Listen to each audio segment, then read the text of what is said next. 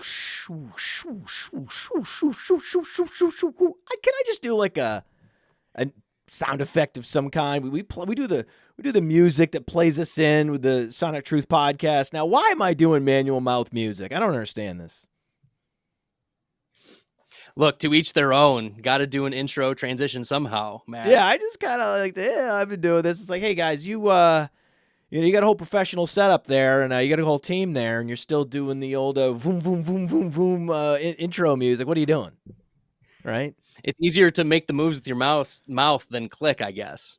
Yeah, I always want to get right into it with you because we were actually planning our show sheet together because Bradley has a show on the network, the Bestball podcast, and we'll talk about that on the show. But let's just get into it. Let's just get right into it because typically what I like to do is you like to try to get the people hyped for our guest. We play a little intro music as I introduce the guest. So we don't have like a, hey, the stream has started. We don't have music for that, but we do have like, okay, I'm about to introduce the guest. This is how it works. It's time to get pumped up. It's time to get ready for some questions. Can you hear that? Oh yeah. You hear ready that? to roll. You hear that?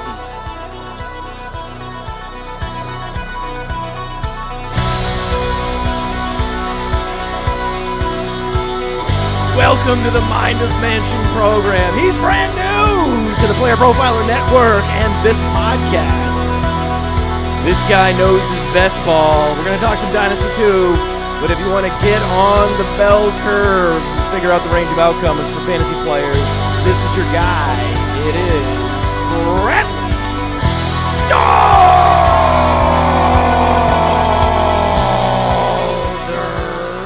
Talk to me. Matt, that's the 1.01 of intros, openings. I can't get over it every time I listen to Mind of Mansion. Can't get over it. It's just Chicago Bulls, 6-time champions. Can't help but think Michael Jordan. This is great. I'm so honored that you would ask me on today to talk best ball and all other things too. You're the man. Look at that. Oh, that was just bullseye. Bullseye. I also, did you notice I hit the end exactly as the fade out was over? That's why you're the best in the biz, Matt. That's why I'm that is. If anyone wants indisputable evidence that I am the best in the business, play that. And then you know what you should do, everybody? I improvised that whole thing. That wasn't written down. That wasn't, okay? That was just me talking, okay? You could actually write it down and have the paper in front of you and cheat and see if you can match it. That's what you should do at home. You should cheat. You should have the words written down, no improv. Like, you have to start somewhere, baby steps for all you would-be broadcasters, and see how you do. Get back to me. See how you do. People will screenshot this, video record it, send it to their friends, and be like, this is how you do it. This is going to end up in one of those digital textbooks one day, Matt. I think so. I think that belongs in a textbook of some kind. Like the textbook of how to steal other people's music to enhance your own podcast. That's another textbook. So let's give people a little bit of a cheat code right off the gate, right? We're going to open the gate up, animals pouring out, right? It's a wild time. Give people your preferred sequence of positions to start a best ball draft, and give us some names of players that you like to see in those positions. It's a hypothetical sort of 5-round start to a best ball draft. Absolutely. In the first round, I'm looking at wide receiver in particular. If you have the 101, 102, 103, 104, you're considering the Jefferson, Chase, Kupp, Hill start. I mean, in tight end premiums, you can sprinkle in Kelsey. I think that's the right move. Our partner FFPC plays that way, tight end premium. Theo and I just jumped into an FFPC a couple days ago that premiered yesterday. So Kelsey went 104 in that draft behind Chase, Kupp, Jefferson. But if we look last year, Kupp was the number one wide receiver, not only in fantasy points per game, but also in rate of being a flex play for your best ball leagues. 89% of the time, he made your best ball starting lineup. Like, he just doesn't bust for you. And he also accesses that elite ceiling. So not only are you getting floor, you're also getting ceiling from Cooper Kupp. And we expect bounce back from the Rams this year. So I'm looking at those wide receivers.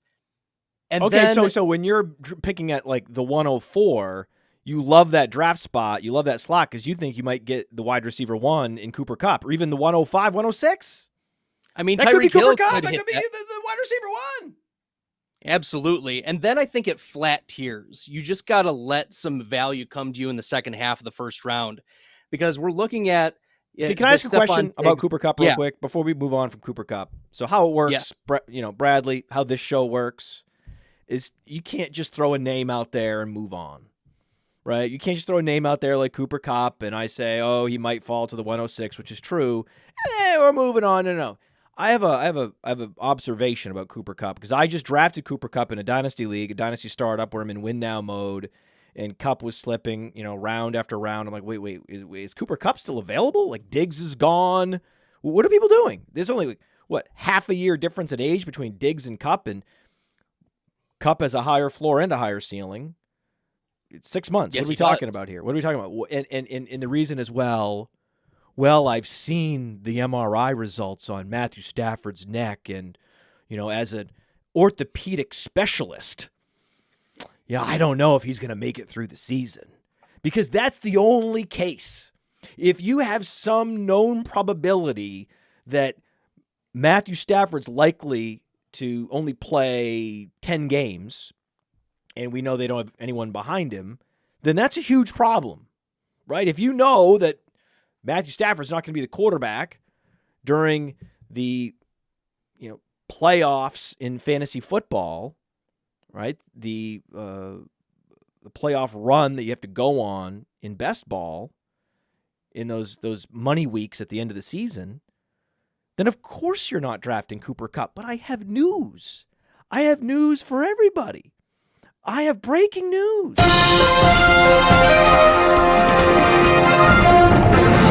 Matthew Stafford's healthy. He's going to play. And any reports to the contrary are made up.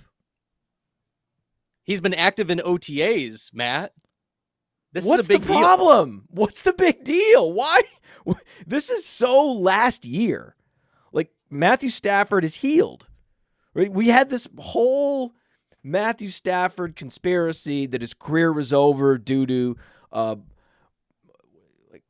bone density loss in his collarbones. Remember?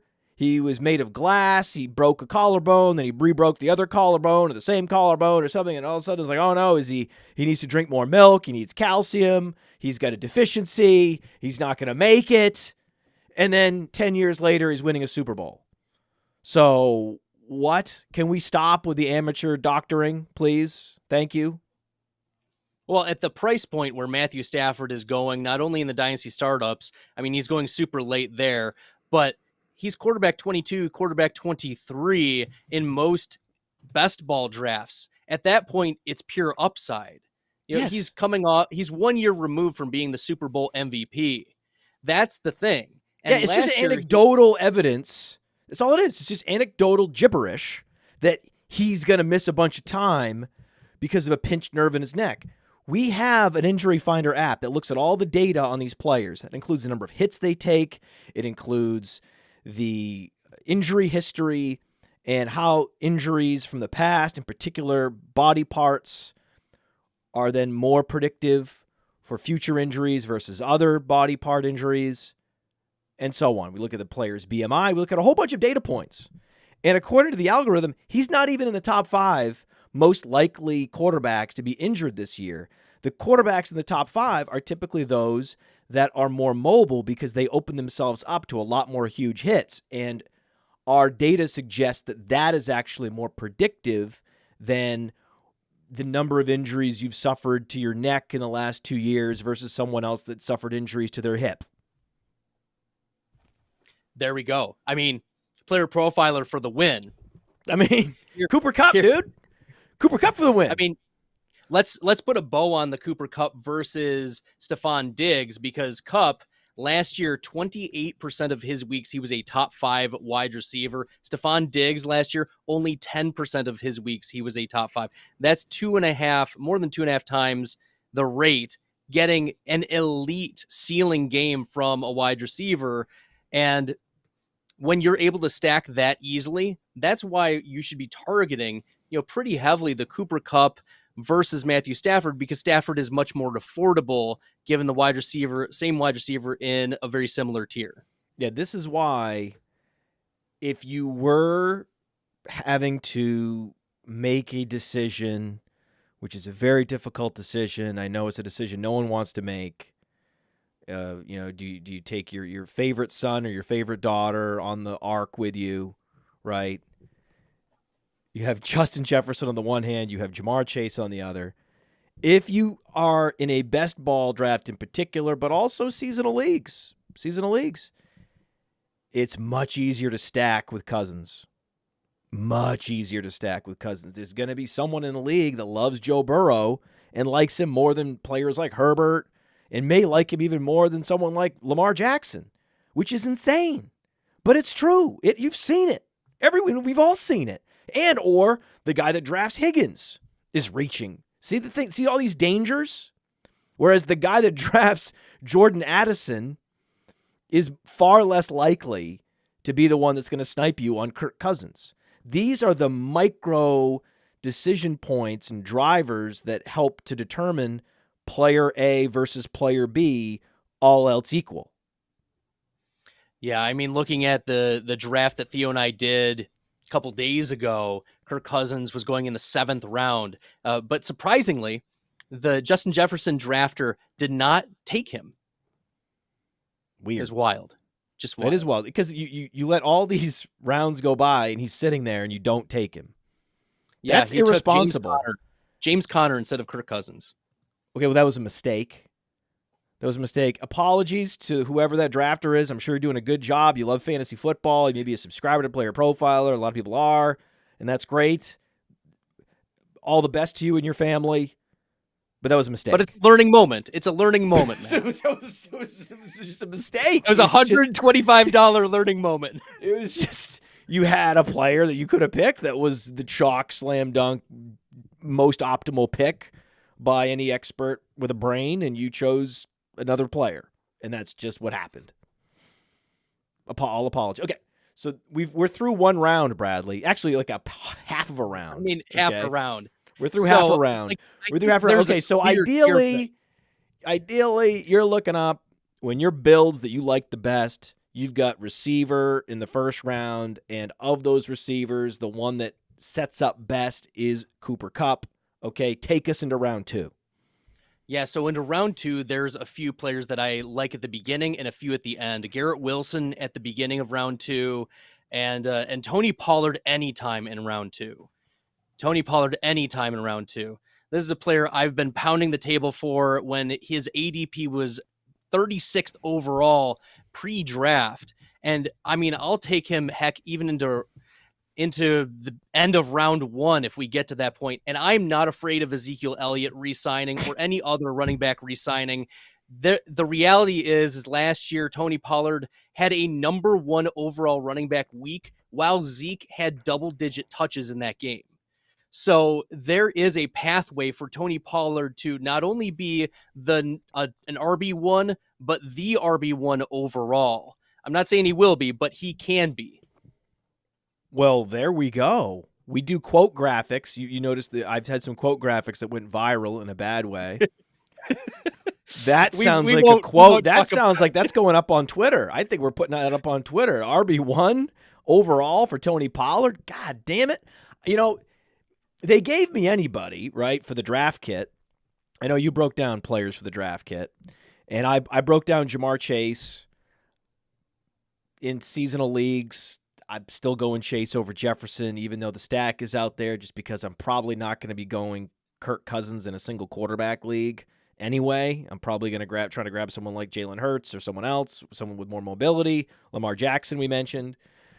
So there it's less of a factor. right, than a best ball league where you got to draft at least 2 quarterbacks and you're more fixated on the stacking options. All good, right?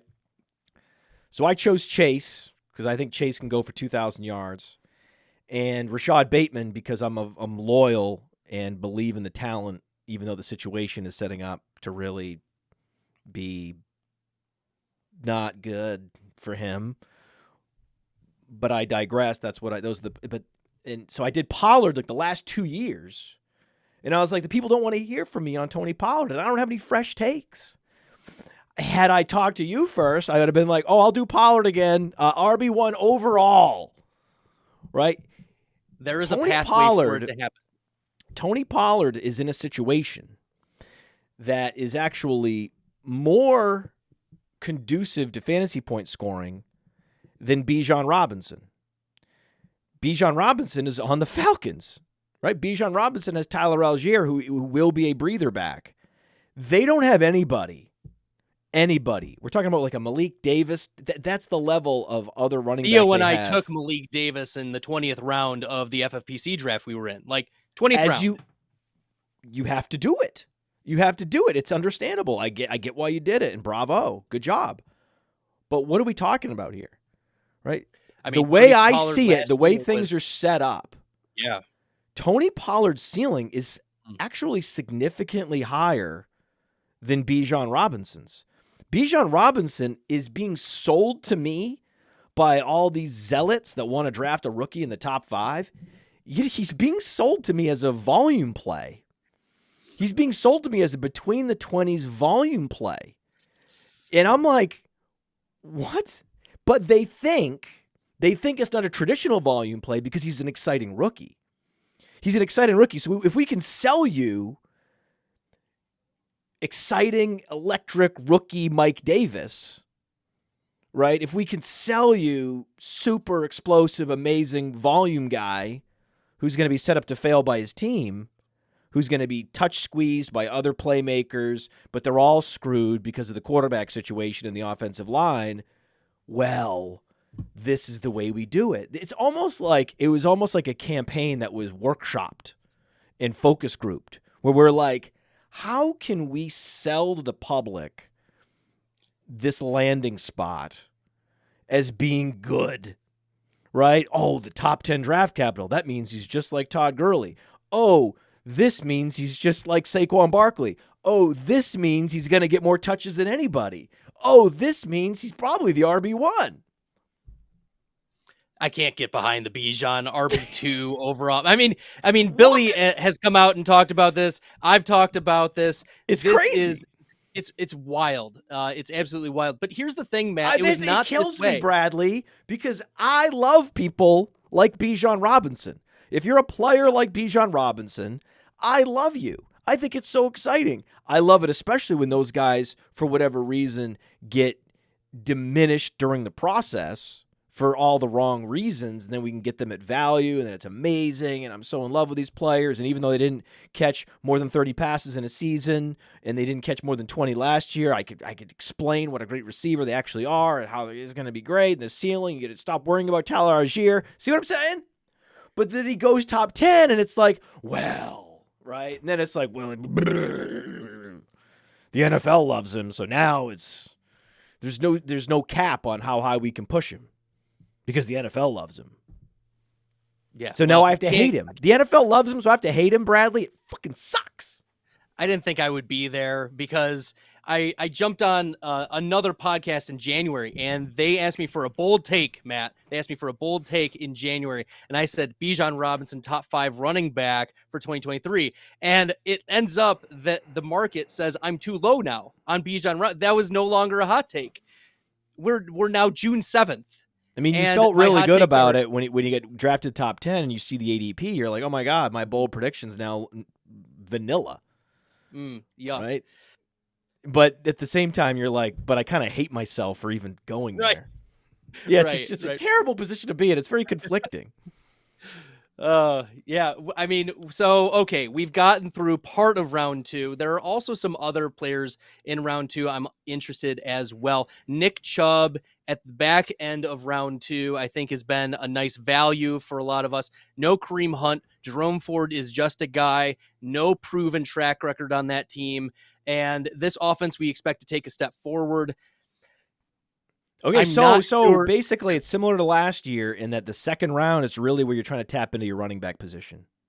Second or third round, I think it depends on your build as well. I think if you are drafting Kelsey, you have to read the room and decide, am I going to have to take Patrick Mahomes in round 2 or round 3? Like, let the board come to you, but it is important if you have that stack. That's what I can't remember if it was 40% or 60% of FFPC best ball leagues last year moved along the Kelsey Mahomes stack. It's just such a tier winning stack that you need to be targeting. So, I mean, Darren Armani did that in one of the drafts he did recently, the Hardway draft. He made sure that he got Mahomes in round 2. And so when I get Kelsey in round 1, I'm very strongly considering, how am I going to acquire Patrick Mahomes? Because that is the onesie position. It's consolidation, it's correlation, it's all of those things together. And then you can also tap into, if you're in week 17 contests, getting a comeback around with a Cincinnati player.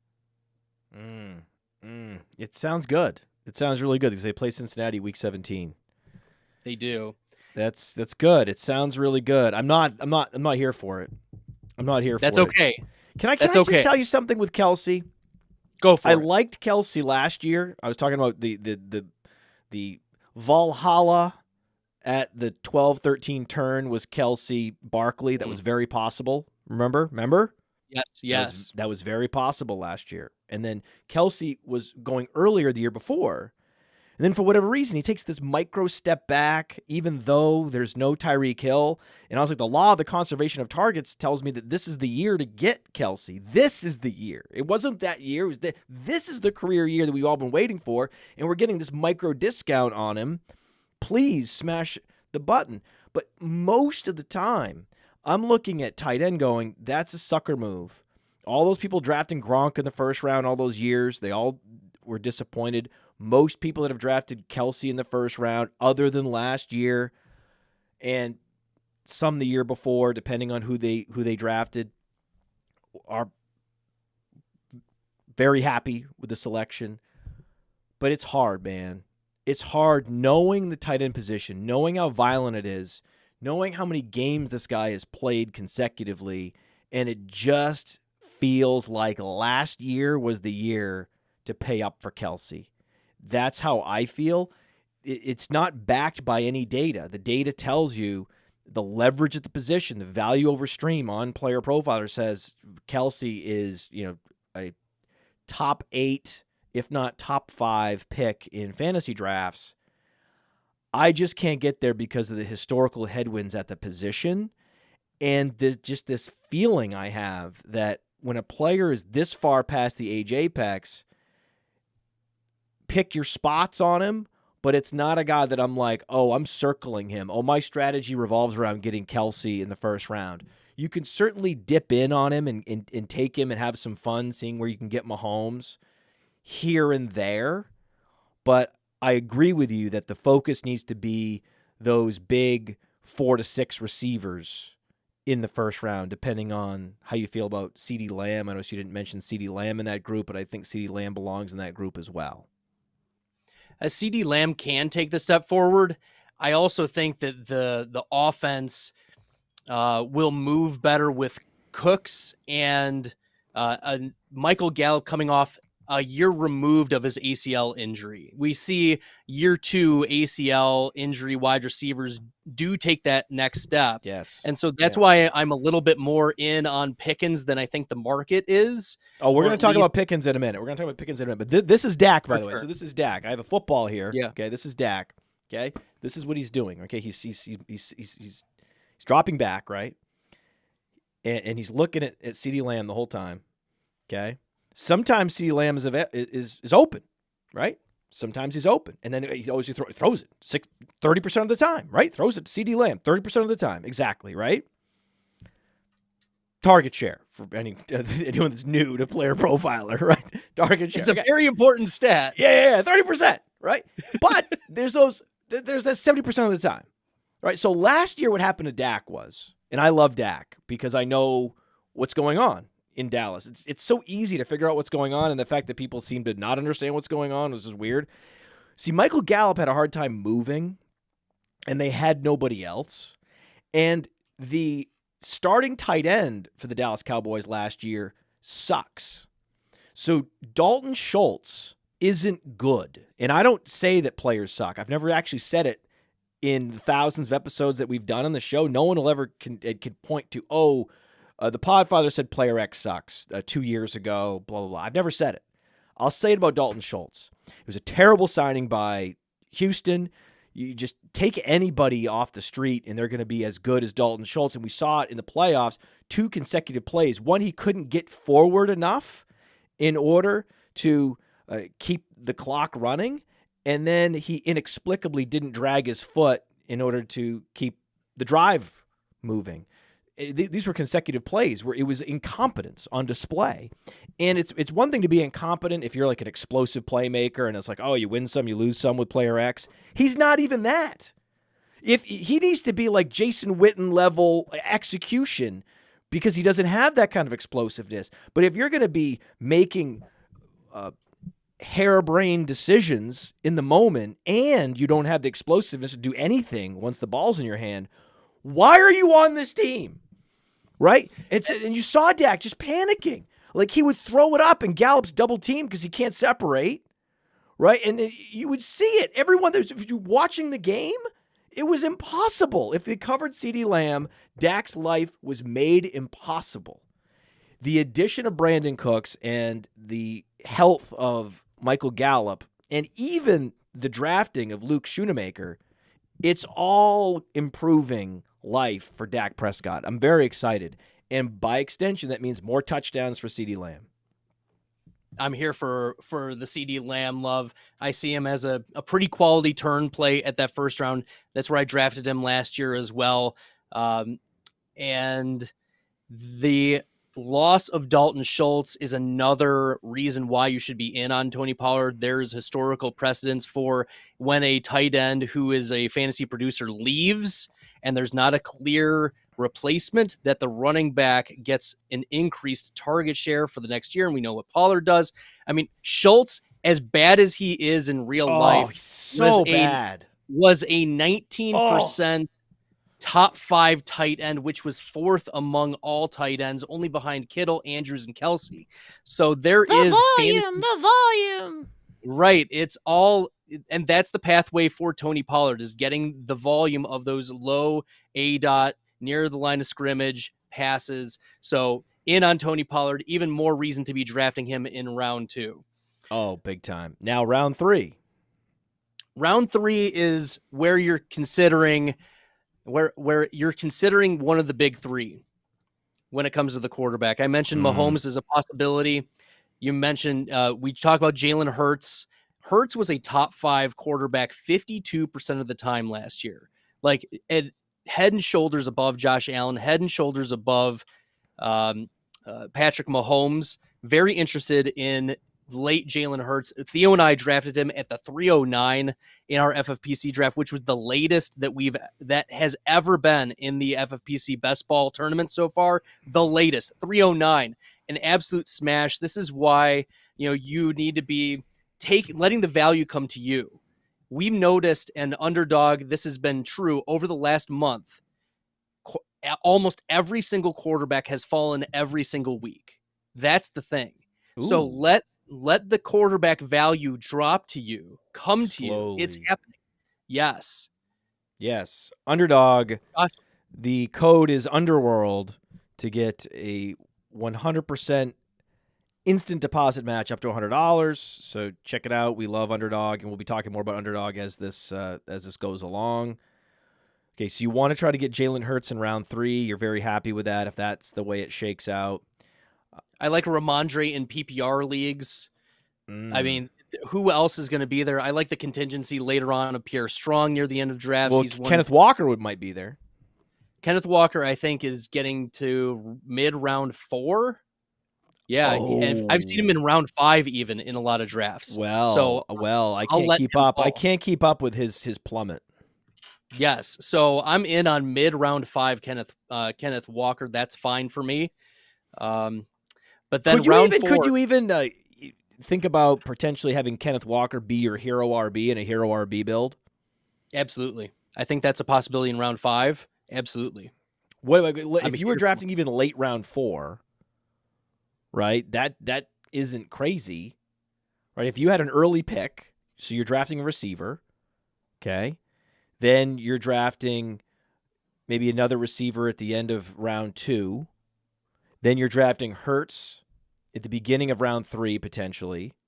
So Devonta Smith in round 2, Hurts in round 3, and you've got Chase or Kupp in round 1. You're setting yourself up for round 4 or even round 5, Kenneth Walker. Yeah, late round 4, you're at the 4-11, let's say, right? You can consider Walker there, or you can look at who the player on the button has at the turn and say, okay, he already has 2 running backs. He's not taking a running back. I can go ahead and wait and get Walker at the 5:02.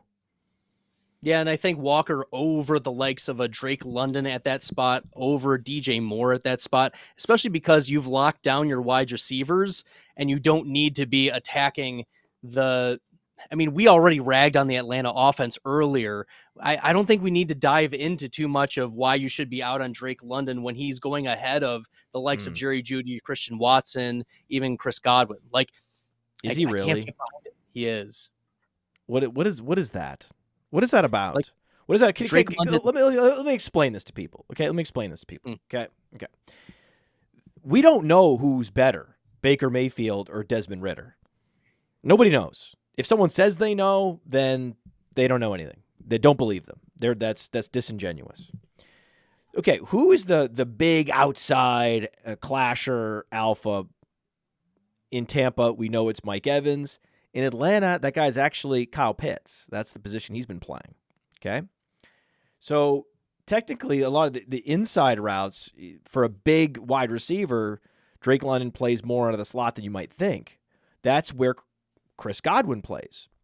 But here's the thing.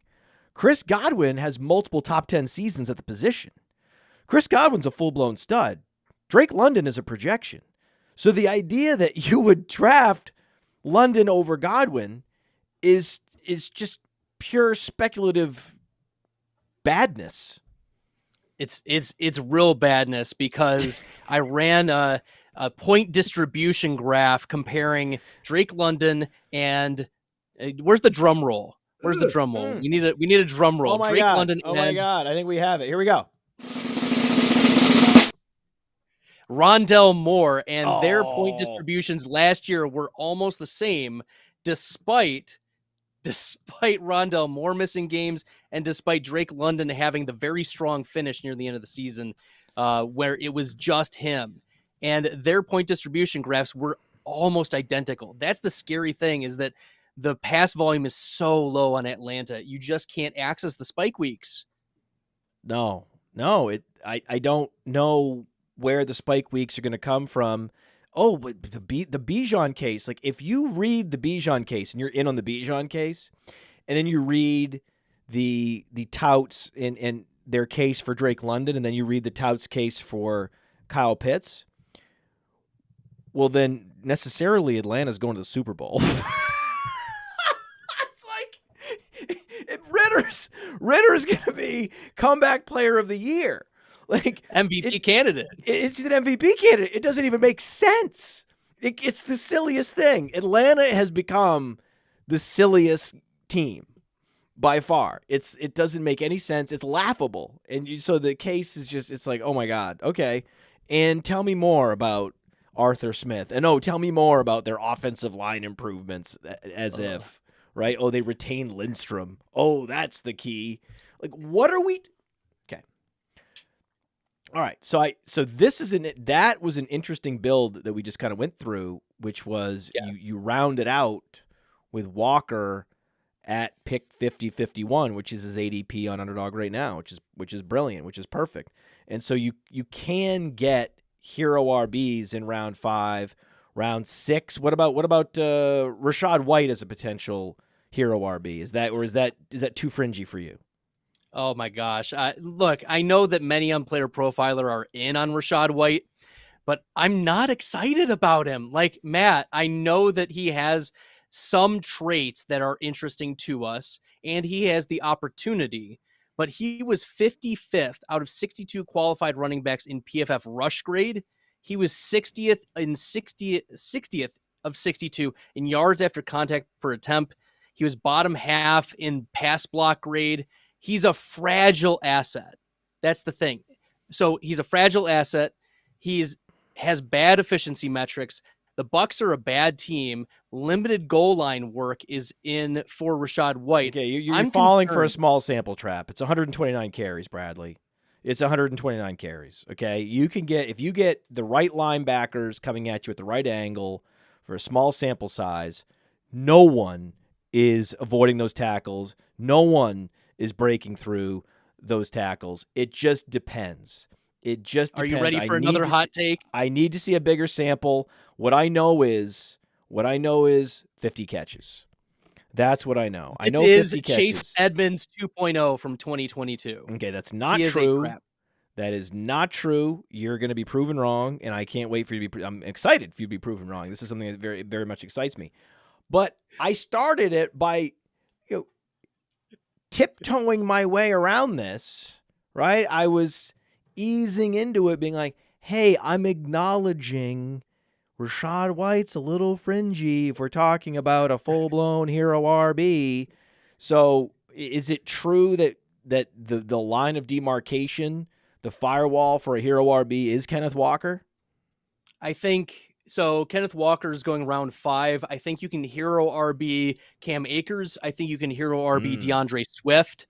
I think really DeAndre Swift. I think so. Okay. All right.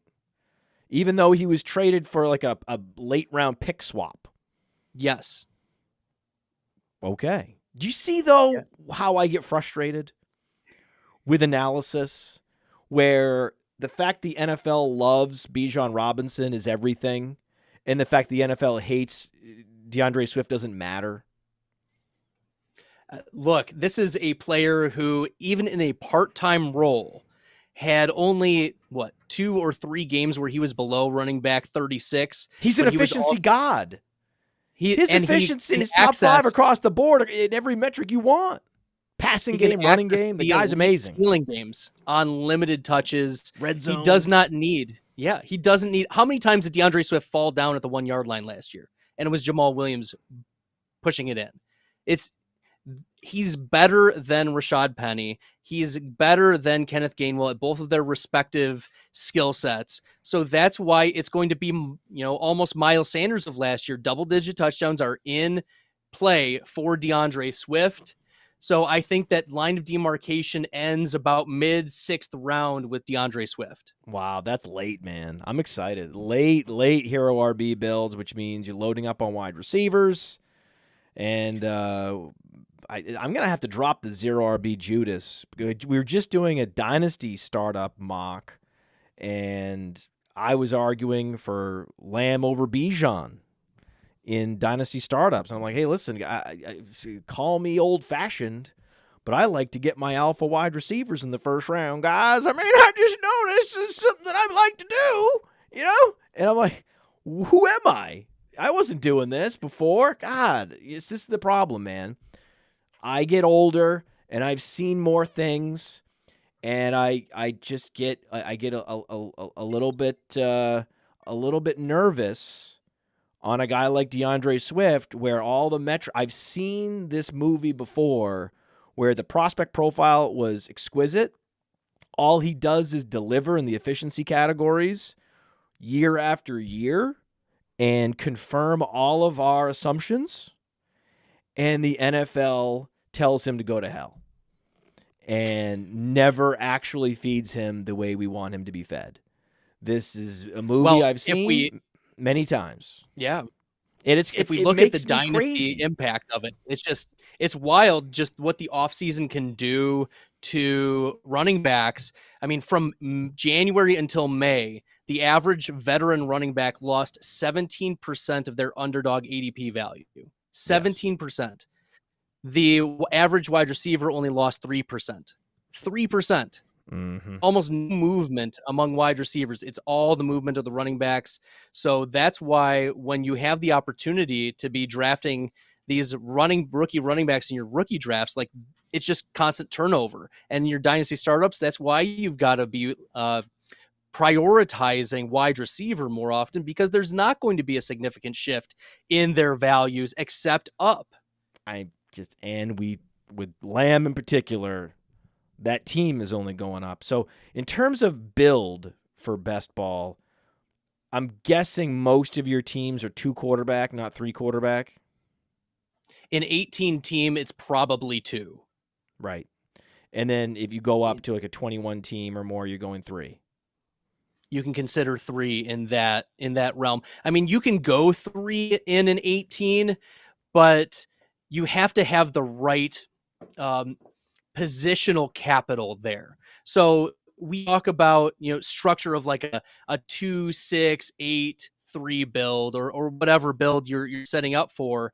But you're also, it's not just the numbers at the end, it's also the value of your draft capital that you're dedicating.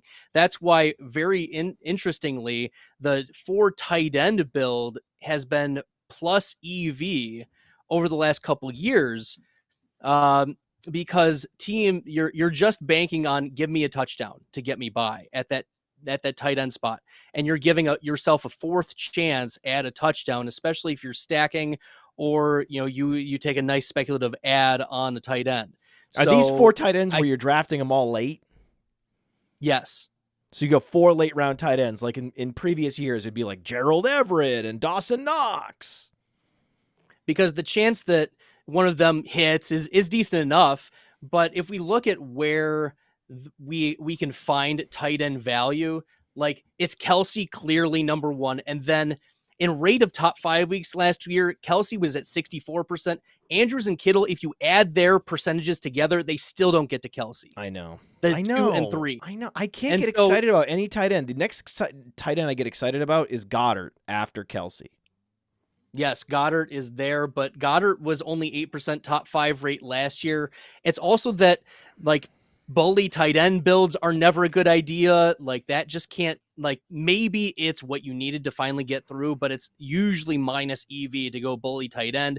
And so you're banking on the Jelani Woods of the world, the Chiga Conquos of the world, last year. If you just rotate through some of those late round tight ends, you've got a good shot at one of those breaking out, and then a sprinkling in of touchdowns for others. Okay, so if you're going to do it this year, I would think Trey McBride would be a perfect candidate for this kind of guy, right? Yes. Trey McBride, Tyler Higbee's going at tight end 16. Yes. Okay, target conservation with Tyler Higbee. You don't need to know anything about his talent. Just targets. Period. That's it. The end. Hayden Hurst. Targets. Tyler Conklin, baby. Tyler Conklin. So if you went Hurst, Conklin, and the other guys we talked about. I mean, we could go Noah Fant, tight end 31. Noah Fant is the starter, and he has explosive athleticism. He's been Jelani totally Woods, discussed and discarded. Rotating through those late tight ends, it depends on how many you're going to throw into the tournaments. If you're max entering, or if you're throwing in like 100 teams, you've got so many combinations. But if you're only throwing 1 or 2 teams in there, I would recommend, stacking with a power tight end. If you're going to go Hurts and Goddard, or you're going to go Lamar, Andrews at the 3-4 turn, I think that's where you're going to have to get Lamar and Andrews if you're going to draft them. So it depends on the tournament and your intent in the tournament. So what about I love this 4 tight end build though. Okay. How about this? Is this deep enough? So we talked about Conklin. Okay. We talked about Hayden Hurst, he qualifies, right? Hayden Hurst is Irv he's a Smith? starter. Irv Smith? He's one that you'll rotate through. Fine. You know who Right. else? You prefer Hayden Hurst? Hayden Hurst, I think, is the more proven guy at this point. I think so too. Does Dulcich count, or is he too good? Dulcich is going earlier, but I'm happily stacking him with Russ because, yes, Dulcich is going as tight end 15, which is like early for tight ends, but it's also at pick 144, which is the end of the 12th round, beginning of the 13th round. You're already established at almost all of your other positions. You can afford to lead your first tight end. If you're going 3 tight end build, you can go Dulcich as your first tight end. As long as okay. I got it. Are you ready? I got it. It's Dulcich. It's Trey McBride, and then you can wait into the end and go Conklin and Hurst. Oh, because Conklin has a pathway to be Robert Tonyan of 2021. Yes. You want touchdowns? You want Conklin. Aaron Rodgers loves his tight ends. I mean, I have a Tonyan jersey. Billy Muzio bought me a Tonyan jersey 2 years ago because I told him to draft Tyler Conklin or Robert Tonyan 2 years ago. You couldn't even get the names straight because they're so similar now. They're the same guy. They're the same guy. Well, can I actually correct you? Conklin's better. Fair. Conklin's better. He's a literal Viking. He's tougher. He's actually more athletic. He's a better receiver. He looks like a Viking. Yeah, he looks amazing. And he's maybe the most underrated tight end in the sport right now, given that I've admitted that I've watched Conklin film at night. Just definitively better than CJ Uzomah, and you know that this is a weapon that Aaron Rodgers is going to lean on. It makes a ton of sense. A ton of sense. Okay. All right. So if you're not drafting a quarterback like Jalen Hurts in the 3rd round, we know you're trying to stack Jefferson with Kirk Cousins, but put stacking aside, how are you navigating the quarterback position? You're trying to get 2 quarterbacks in an 18-round best ball draft. Let's say that the quarterbacks are going a little bit early for you. You don't love how, Hurts goes, at the 301. I can't get Hurts, and they're sniping you on quarterbacks. What's your move there? Okay, so I'll push back on the stacking. That is something that I do want to be doing because No, I know you're doing it. No, we assume you're doing it. Put that off to the side just for a moment. What's going through your head? Yeah. When you start to see, some of the quarterbacks I wanted to go Devontae Smith, Jalen Hurts, that was taken away from me. Some of my moves are getting taken. My standard stacking moves are getting taken away from me. Certainly you're going to want to stack. Maybe a backdoor stack option, or just in general, how you're looking at the quarterback position and in terms of value. So first, I mentioned this earlier, Matt, that the quarterback ADP is falling significantly across the board over the last month. We've seen this on Underdog. And so you want to be taking value, because if you're looking at the quarterback position in 3 weeks, 4 weeks, that value could be just vacuumed right on up.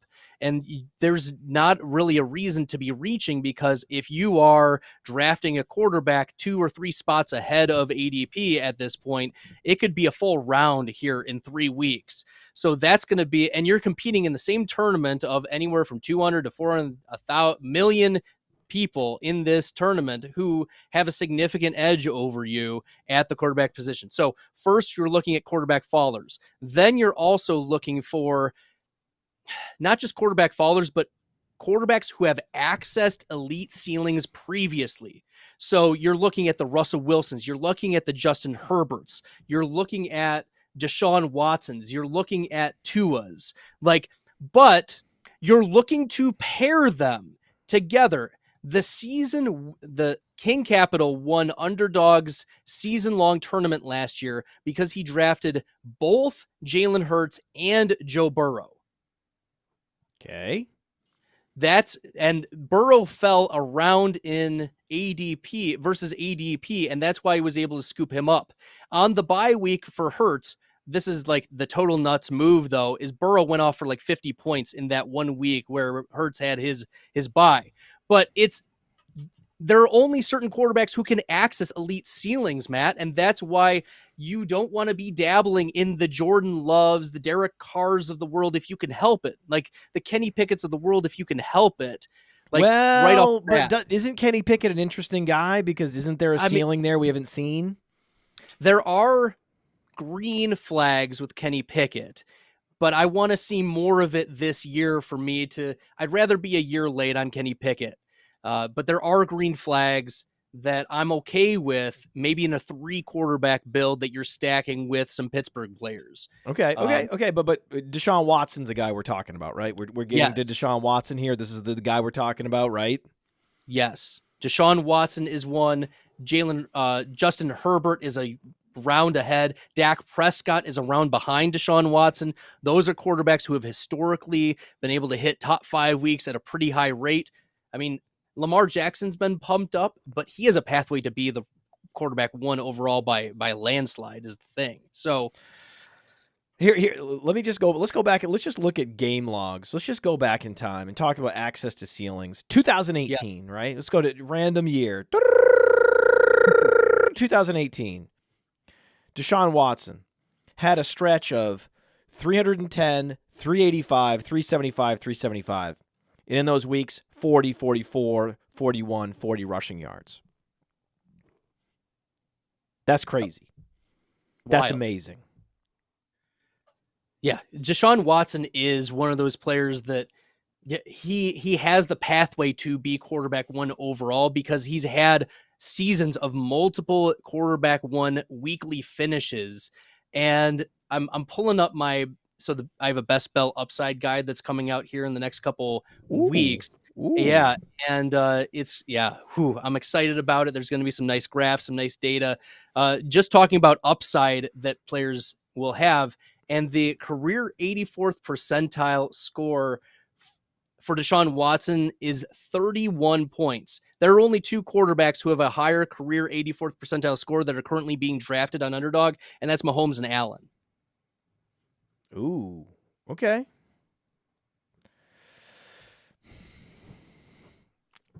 I mean, it's too easy. I honestly don't believe it. An ADP at the FFPC of 88.5. It's earlier on Underdog, a couple rounds earlier on Underdog, but still incredible value on. But I'll bring Deshaun it back, Watson. Matt. You know they have upgraded 4. his receivers, right? Yeah, I mean, and you know, Bradley. Here's what you're not doing. You won't give Rachaad White the benefit of the doubt for a small sample trap, but you're willing to discard last year off a small sample with Deshaun Watson. Okay, point taken, but I'm still out on Rachaad White. It's fine. It's fine. However, I can't wait. I'm excited to see how the season plays out. You're going against a headwind of me being right on a lot of these things year after year to an almost ridiculous extent at this point. Even when Clyde Edwards-Helaire was putting up like 25 fantasy points a game last year. Remember that? Oh, he was the sell high. It was the sell high of all time. And I was like, well, I'm just going to every week, I'm going to, with full confidence, fade this motherfucker into oblivion. And everyone was like, yeah, no shit. Yeah, tell us something we don't know. Yeah, give us something that's actually insightful. Yeah, that's the most cliche position to take. And I was like, if you people only knew how hard it was to put your face next to the bandsaw with all these first-round capital zealots for all these years, paired with Patrick Mahomes, and then suddenly now I'm cliche because I just have conviction that this dude's at 25 fantasy points a game sell high. Like, that's like so obvious, it's not even worth mentioning. Greatness adjacent, right? That's the phrase. A world. What a world, bro. What a world we live in. That's all I can say. My God. I'll put a bow on it with Amari Cooper in round 4. If you're going Deshaun Watson, Amari Cooper round 4 is interesting because Cooper is the one who has history of accessing elite upside as the alpha. I'm really frustrated with Elijah Moore because I was an Elijah Moore stan rookie year. He was the wide receiver 1 overall in a week against Indianapolis his rookie year. And Indy had a good defense back then. He put up the Right. wide receiver 1 on a week.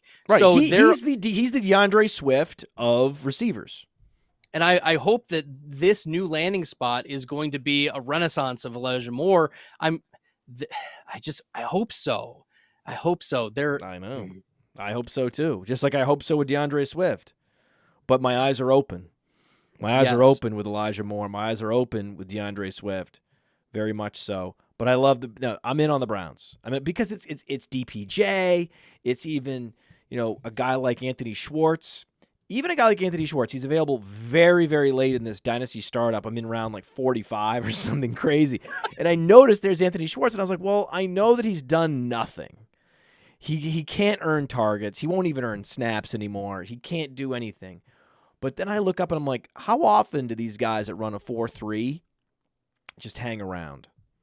If you could run a 4-3, you hang around. If you're a win now, go Marquise Goodwin that late. He's an Olympic track athlete. If he's going to rotate in as a wide receiver 3, I mean, that is an 18th round stack that you're going with in best ball if you got Deshaun Watson. That's exactly what I'm talking about. Marquise Goodwin has been written off 17 times in his career as irrelevant, and then he keeps coming back and providing these splash weeks because he runs a 4-2-5. That's it. I mean, last year, Marquise Goodwin, 16% of his games, he was at least a flex play. It sounds crazy, but it's true. Like, it's not zero. It's not zero. It's not zero. I like it. I like your thought process here. Okay. Let's talk about why stacking is important. Let's just break it down for the people.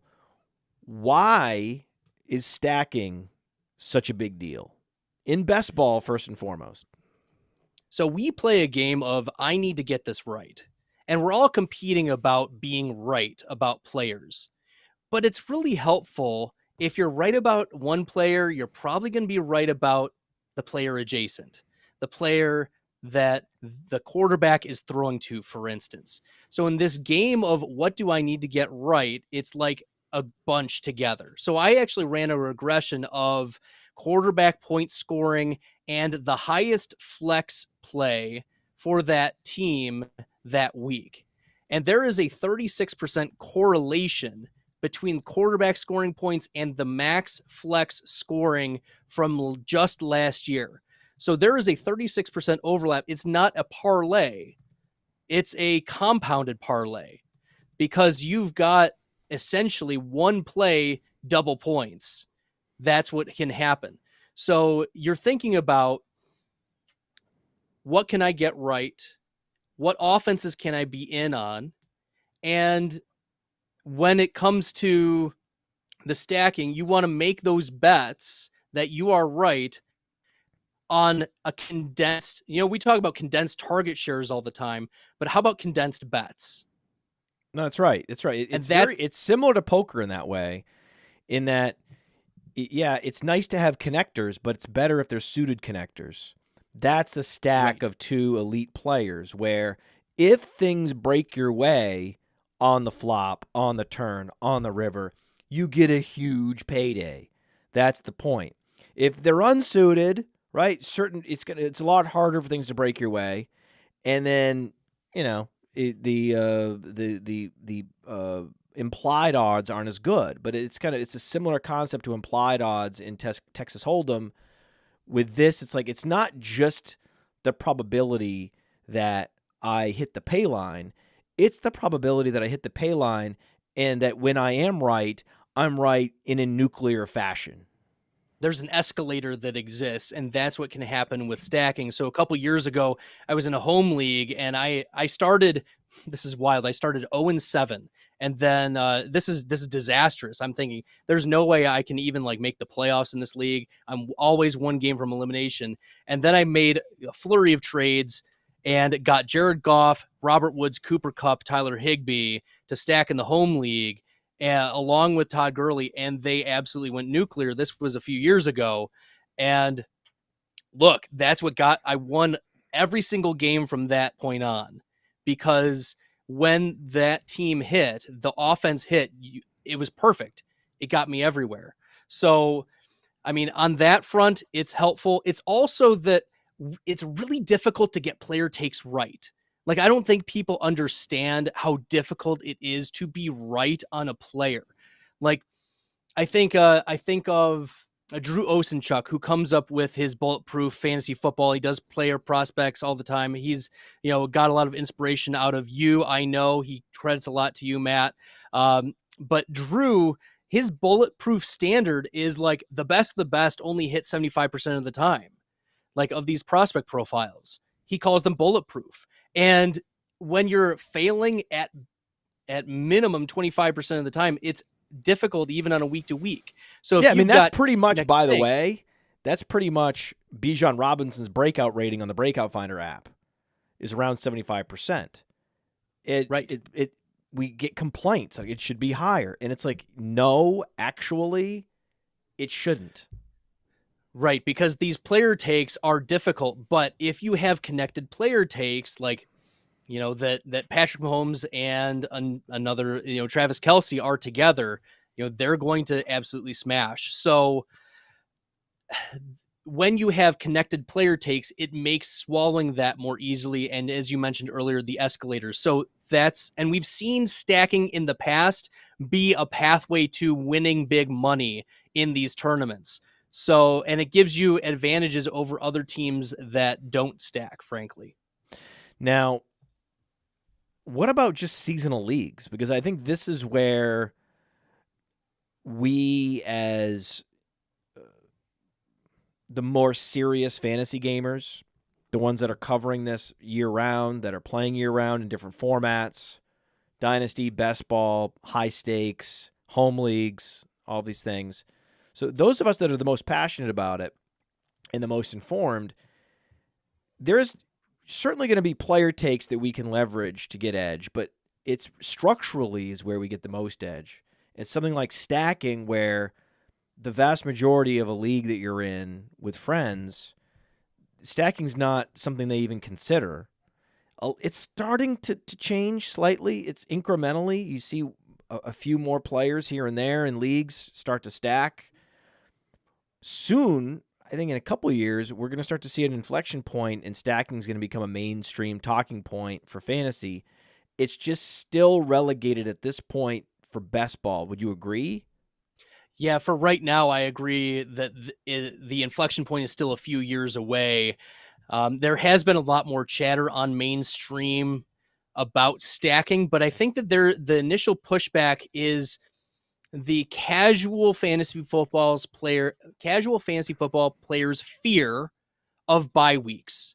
And we as fantasy analysts are not really afraid of bye weeks too much, because we know we can rotate through, we can have whatever. But if you stack with a bye week, you're then connecting your star players. You're losing out on that week pretty heavily.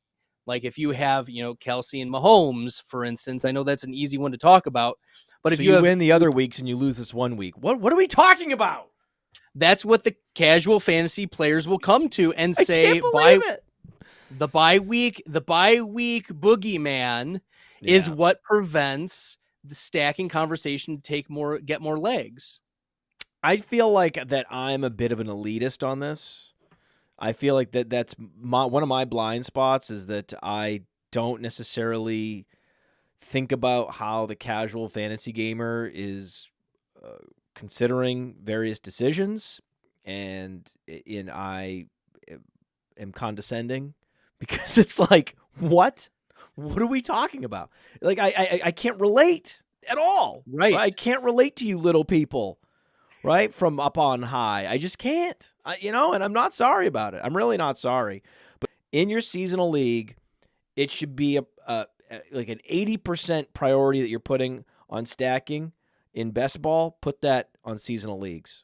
I mean, you don't have to be quite as aggressive, but it's very important, because again, it's just about maxing out when you're right. And you're probably going to be right, let's say about a considerable number of players in a considerable number of situations. I would say every third year, I'm really hot, right? About every third year, I am. Oh man!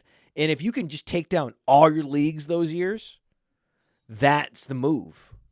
That's the move. So I mean, imagine if you're every third year you're the champion of your fantasy league, like over time, you're going to be the king of that league. I'm here for it. I'm here Right? to win it. We're here to win. We're not here to just play. We're here to win. Okay, so Stacking I have one some way. takes not just on players and situations, but I've started to talk more about divisional takes, divisional situations. And I think that I'm a thought leader in this area. Wouldn't you agree? Yes. Divisions are definitely something that, I mean, we talk about stacking, but also correlation. Each team plays each other in the divisions multiple times.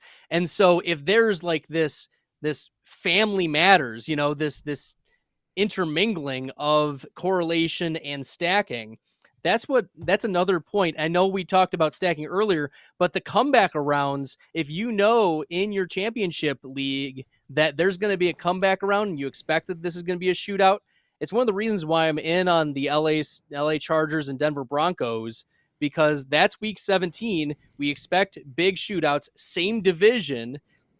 And so if you're going Chargers, you should get one Denver Bronco to come back. If you're going Denver Broncos, you should get an LA Charger on the way back.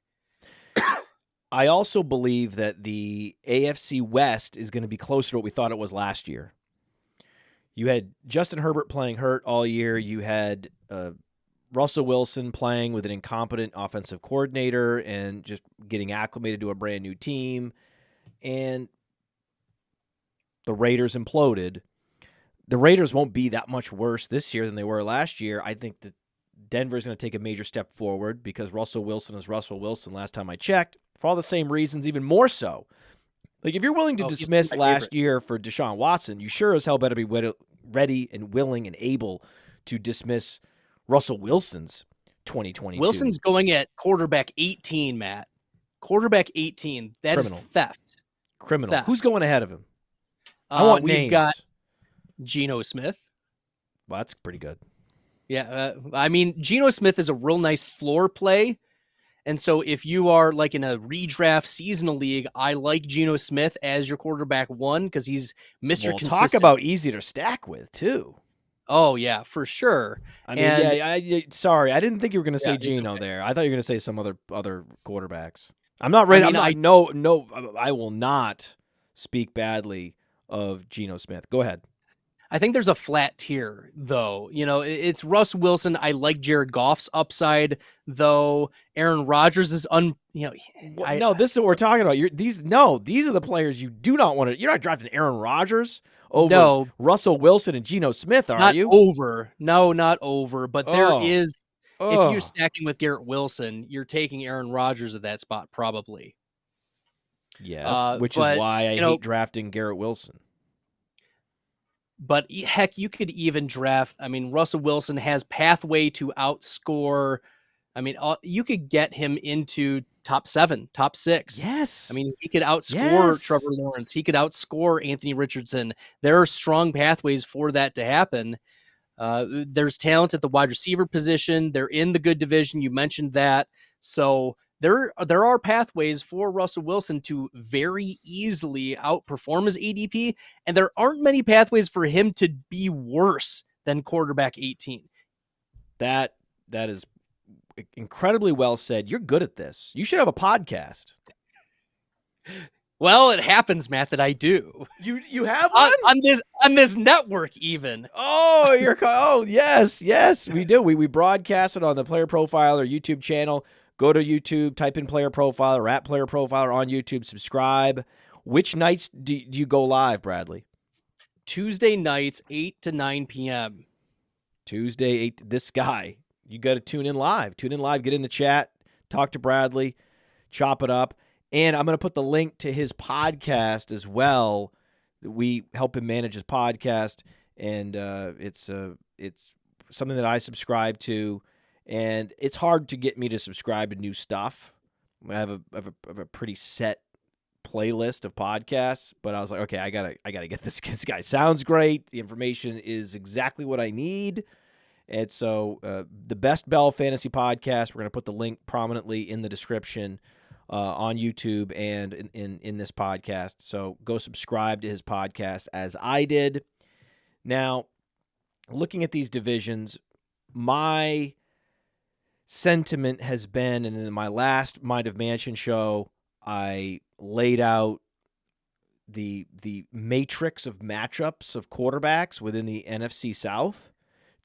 I really wanted just to let that sink in for people, what we're talking about week in, week out in the NFC South when you're thinking about piling into these players. Because certainly Kyle Pitts ain't cheap. Chris Olave ain't cheap. A lot of these players ain't cheap. Now, Pitts, London, Bijan Robinson, we know that they're set up to fail, and one of the reasons why is all these game environments are going to be dragged into the mud. There's going to be so many games where neither team gets to 20 points. And in that environment, how the hell are you going to hit? How the hell are you going to look up and go, oh, yeah, that's the player that got me the spike weeks I needed to win that championship in Bestball? It's not. So it's even more damning in Bestball, right? To go in on the Falcons, for example, right? Right. There's clear tier breaks in offenses. I'm trying to find it on the show sheet where I put it, but there are offenses that I'm targeting as well. And that's going to be one of the things that, like, when you're drafting, you have to keep in mind not only the structure, not only the player takes, not only the stacking, not only just draft capital in general for each of the players and how those structures are in place, but also that there are offenses that you both want to be targeting and maybe like veering away from. So when you're drafting, I'll look at the FFPC draft board here. Like Devontae Adams in round 1, there are pathways for him to fail. The Vegas Raiders, there are so many pathways for him to fail, and there's only really one way for him to succeed. So you want many, like, quote unquote, outs for things to go right. For instance, that's why you should be considering Jalen Waddle over Devontae Adams, because Jalen Waddle over Devontae Adams gives you multiple pathways for Waddle to not only be a wide receiver 1 like he was last year and had shown profiles of the year before, but what if Tyreek Hill gets hurt? There is a pathway for Jalen Waddle to be like the wide receiver 1 overall in a Miami offense. So I think that there are ways in which you want to tie yourself to an offense that is going to be really good, and then coming back and saying, well, I'm going to correlate with my Atlanta offense. Like, no, that's a lower tier attitude to take. Like, you should be targeting Miami, Kansas City, Baltimore, Philly.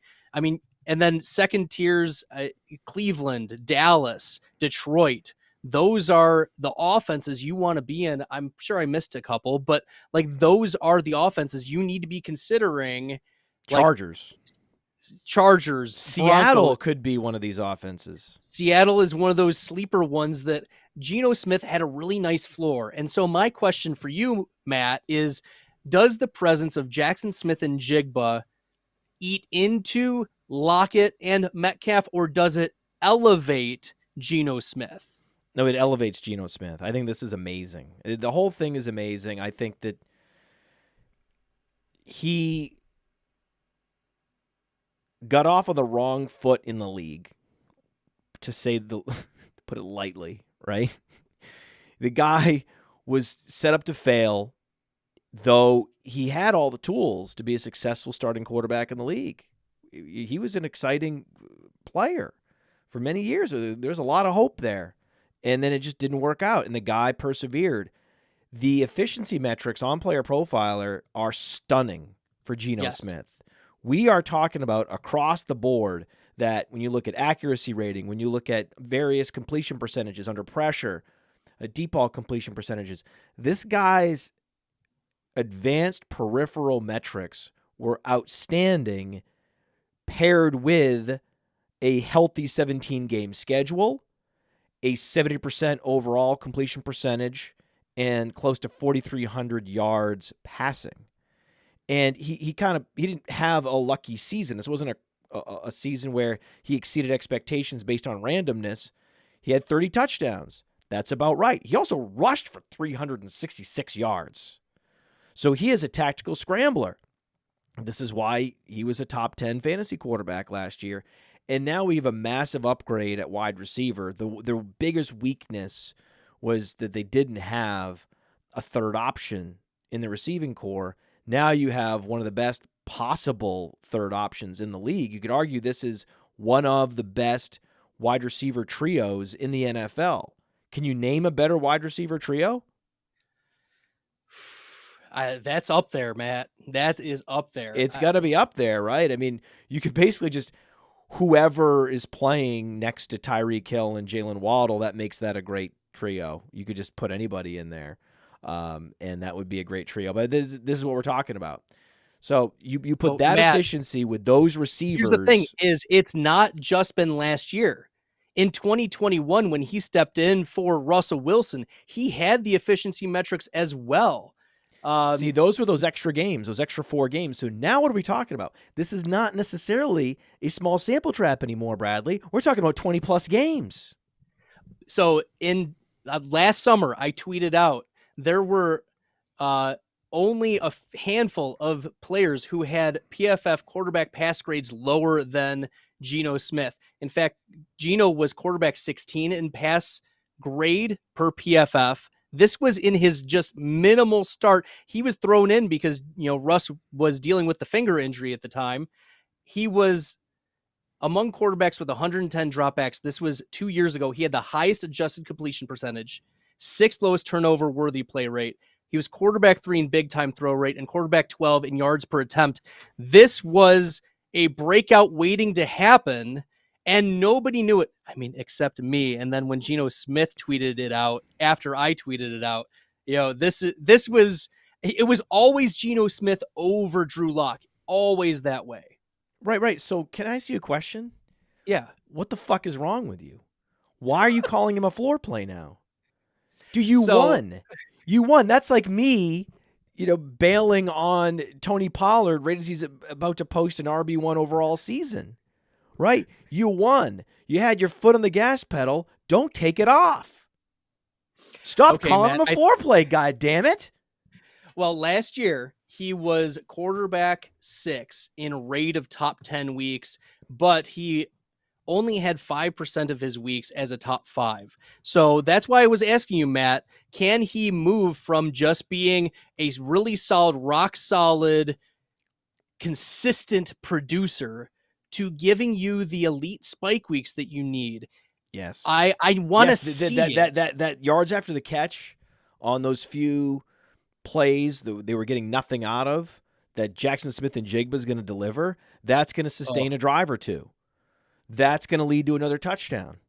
And that's all he needs. You wonder how many drives were stunted by DJ Dallas getting carries. Now it's going to be Zach Charbonnet in relief of Kenneth Walker instead of... And Kenneth Walker's going to be a year Travis older, Fulgham. A year more experience. They've had a treasure trove of picks.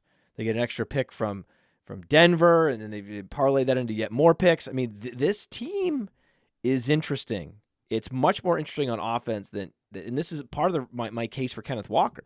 It's just in general, this offense is going to be high-powered. Look at who they're playing against. They're going to play against teams that are laying down. The Rams have been gutted. Their talent has been gutted. That's part of the reason I like Cooper Kupp and Matthew Stafford, and that they're going to be throwing a lot because they're going to be behind. Arizona, gutted, right? So they're going to walk through this division. It's going to be great. Seattle, it's where you want to be.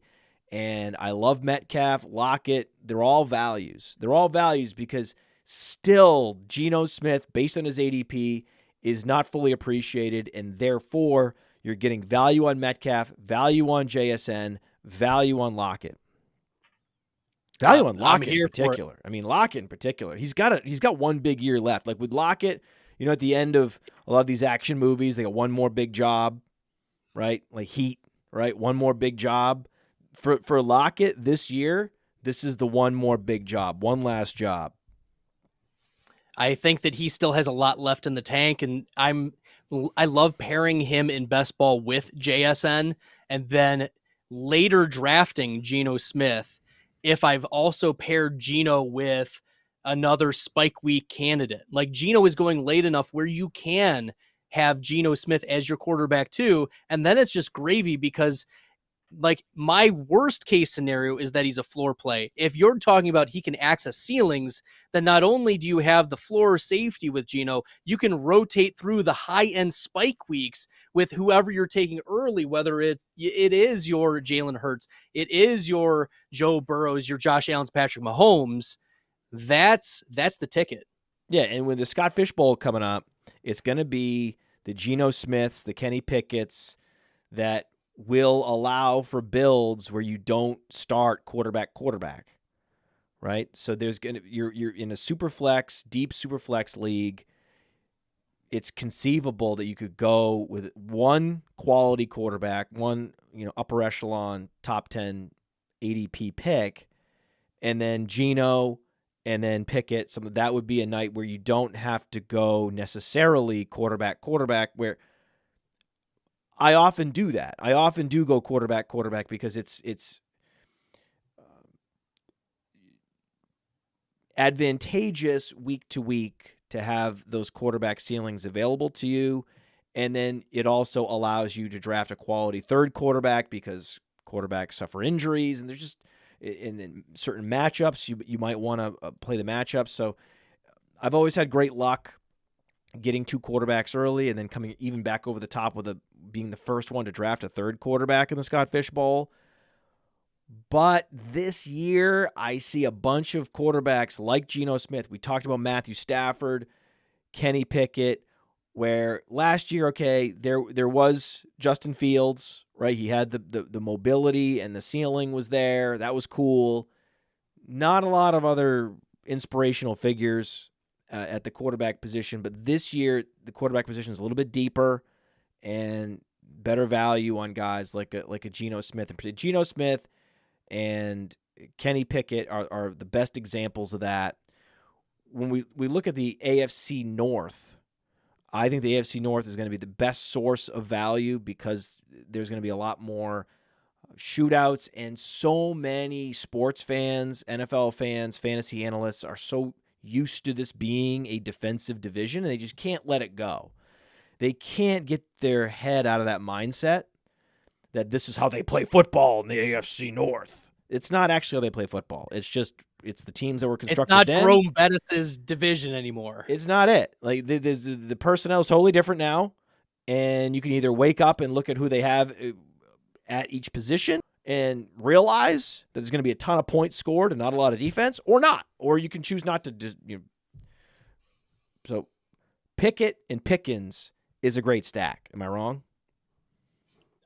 I mentioned earlier that Pickett has some green flags. One of them that I want to point out, there were a few people ragging on Pickett that he can't throw it deep or that he's not going to be able to hit Pickens. And this is where I think those people are wrong. Kenny Pickett was quarterback 6 last year in PFF grade of passes thrown 20 yards or further down the field. This is a player who has shown it was right in line with Patrick Mahomes, ahead of, Josh Allen, ahead of Matthew Stafford, these players who we perceive as good downfield throwers. Pickett was up there. Yeah, and he was top 10 in deep ball completion percentage on playerprofiler.com, 41.5%. And he was And where does number Pickens make his 6. living? Yeah, number 6 in pressured completion percentage. So when he's pressured, sometimes he throws it up deep, and guess who makes those plays? Who can make spectacular acrobatic plays? It's second round George Pickens. And yes, I understand lots of danger plays, right? 40 danger plays, interceptable passes. Understood. He's a rookie. That was rookie quarterback world. Everybody knows rookie quarterbacks do some of the craziest, worst, least efficient things you could ever imagine. Peyton Manning had one of the most atrocious rookie campaigns you've ever seen. And now what? He's in the Hall of Fame, or he's about to be. The number 1 quarterback in PFF pass grade in deep ball completion or deep ball passes is Geno Smith. He had a 99.3 grade. 99. No surprise, Mr. Floor Play. I'm glad that we are correcting some of your assumptions and some of your labeling system. I'm glad we can correct some of these things. I think there's some disagreement that we're just going to have to end on a disagreement, and we're going to let that the season will decide, like with Rachaad White. But other things where you've been definitively proven wrong by me, and you've already changed your position, like on Geno Smith, and I love to see it. I love to see it, and I agree with you. We're in lockstep here on the Steelers, this division. What's more likely, Chubb 2,000 rushing yards or Chase 2,000 receiving yards? I think it's Chubb at 2,000. I like the argument for Chase, but the elephant in the room is T. Higgins. He's going to command targets. He's going to get big plays down the field. The Chase has the pathway if T. Higgins is out. If Higgins tears his ACL, even if they replace him, even if Cincinnati replaces him with someone else, Chase has that pathway. But as long as T. Higgins is there, I think he's still a good bet for 1,500 to 1,600 receiving yards. He went for 1,400 in year one. He was on pace for 1,500 to 1,600 last year. Let's bump it up, his yards per reception, a little bit higher because he dropped down significantly from year one to year two. If we meet in the middle, if we see a regression shift, we could get to 1,700. But with nobody there for Chubb, I think that the better median for him is 1,700 to 1,800 with the possible spike week possibility, especially if the Browns are facing, if they're getting into these big shootouts and there is the play action, it's going to open up Chubb as well. The Browns offensive line is really good.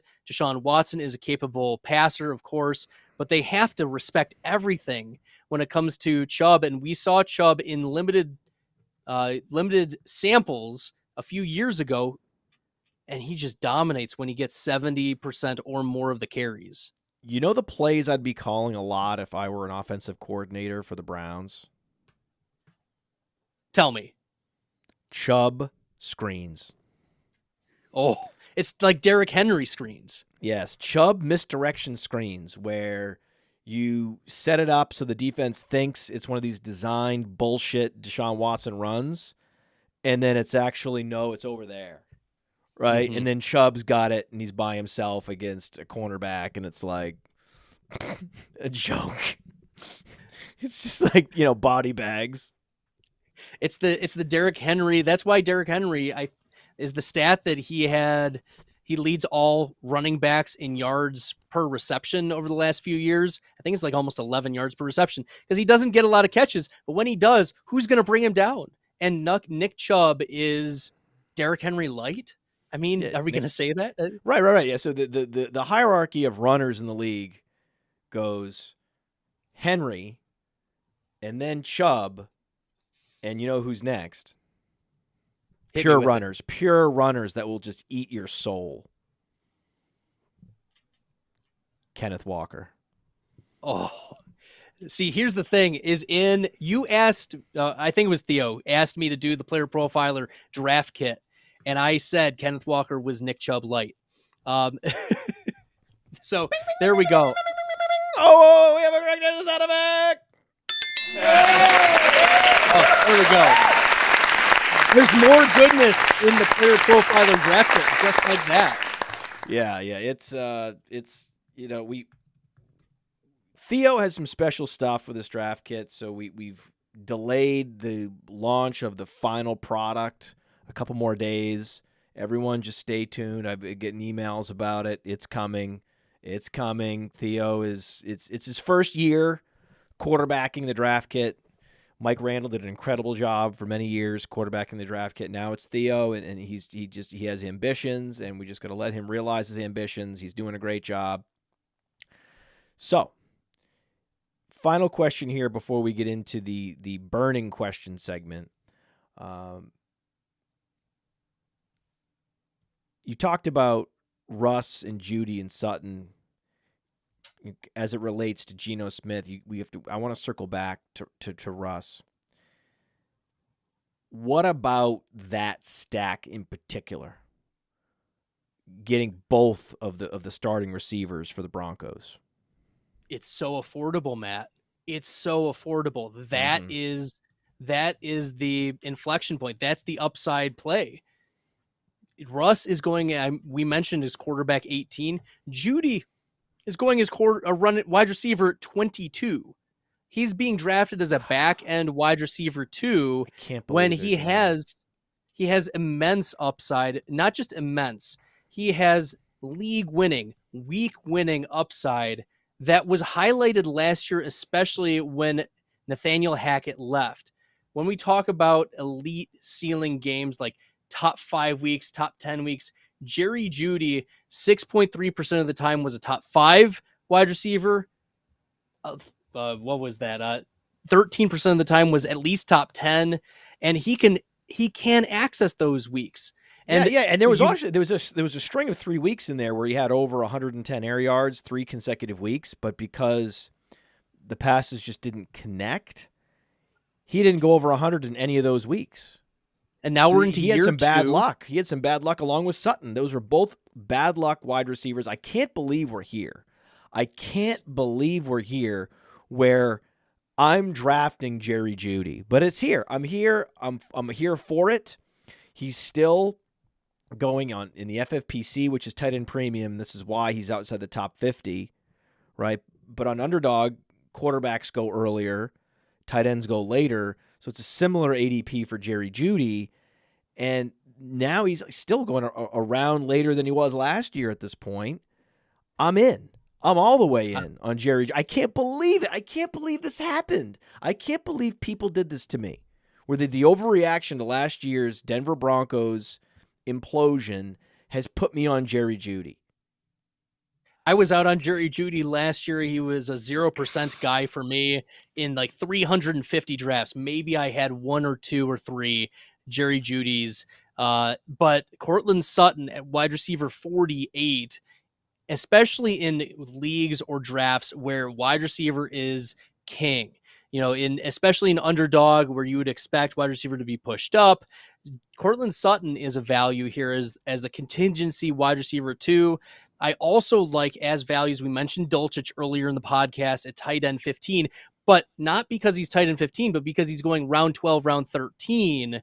That's the idea, is getting Dulcich at tight end 15. That's a nice stack. But then Marvin Mims round 2 draft capital, wide receiver 73. If you're playing tournaments and the spike weeks happen for these round 1, round 2 wide receivers in weeks 13, 14, 15, 16, 17, Mims is a very interesting alternative who could be outplaying Tim Patrick by the second half of the season, and that would be fantasy goodness for our Denver stacks. That's right. Now we have 10 burning questions. We're going to go rapid fire, 10 burning questions.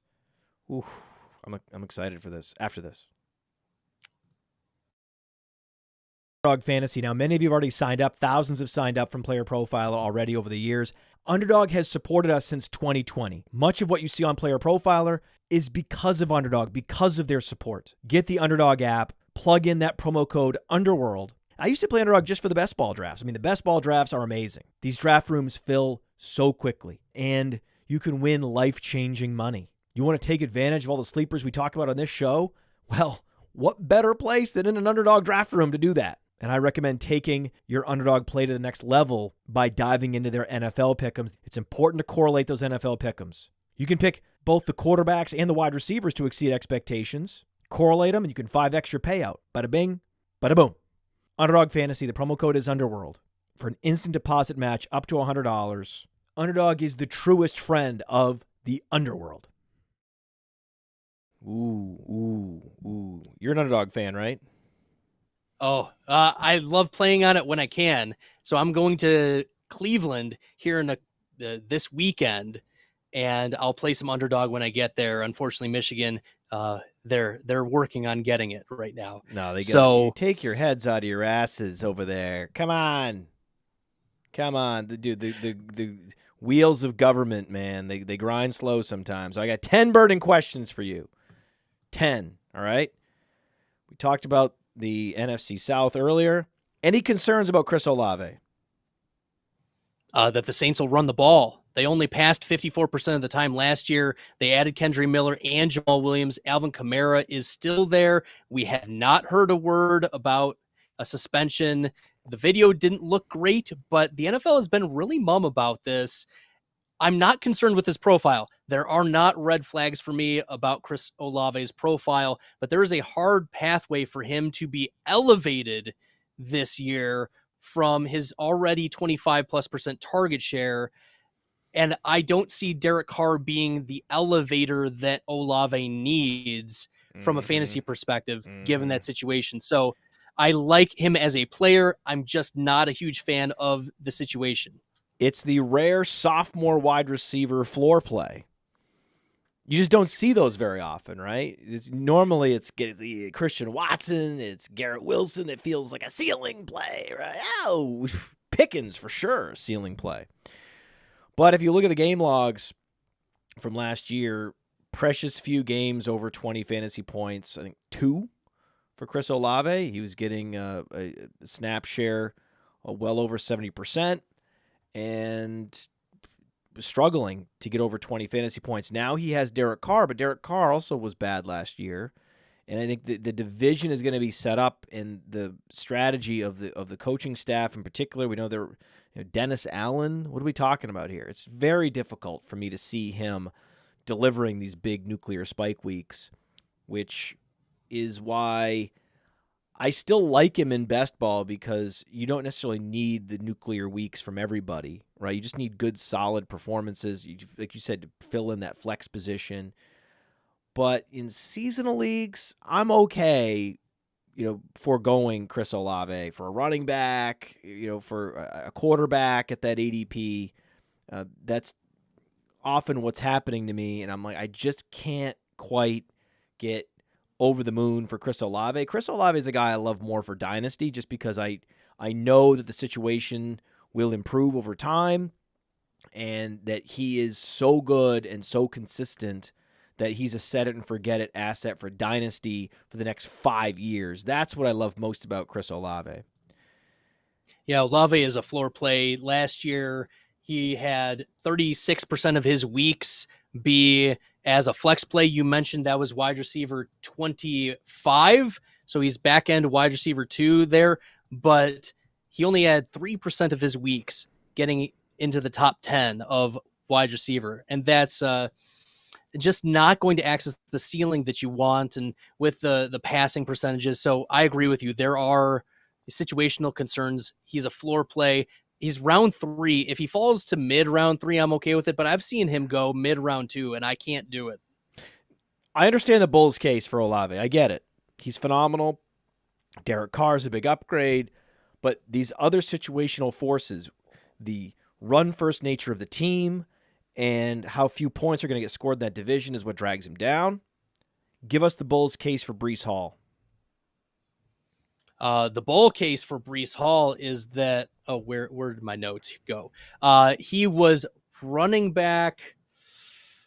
He was running back 5 in flex rate last year. Only Barkley, Eckler, Henry, and McCaffrey had a better rate of making your flex than Breece Hall. He was ahead of Chubb. He was ahead of Josh Jacobs. He was ahead of Kenneth Walker significantly. But he also had spike weeks. 8%. Well, he didn't have a game under 10 fantasy points. He did not have a game under 10 fantasy points, Bradley. That's great. And so that's what you want from a player. He is progressing like we hope in his ACL recovery. He is an elite athlete. That's one of the things to consider as well as we talk about the progression of athletes coming back from these significant injuries. Are they elite athletes? And Breece Hall is one of those players that we can have a little bit more confidence in him coming back quicker. We saw Saquon Barkley come back from an ACL tear at the beginning of the season.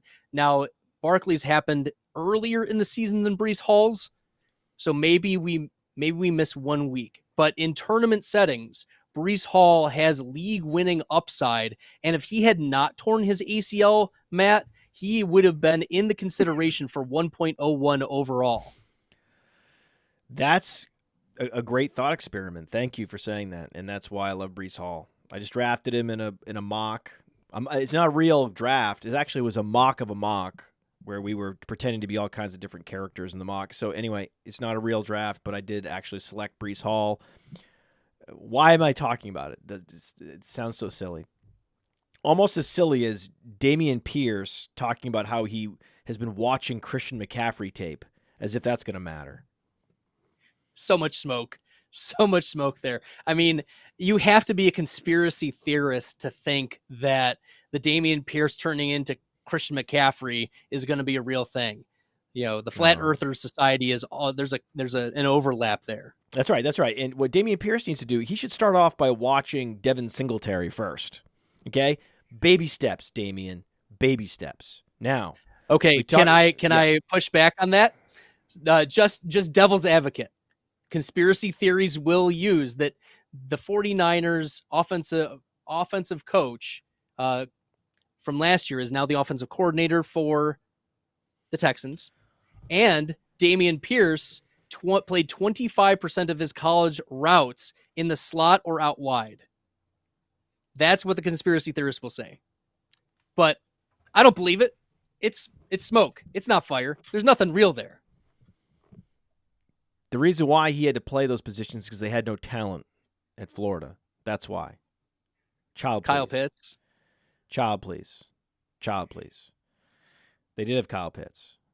And they had played Kyle Pitts at receiver too. That's why they play Kyle Pitts at receiver too, by the way.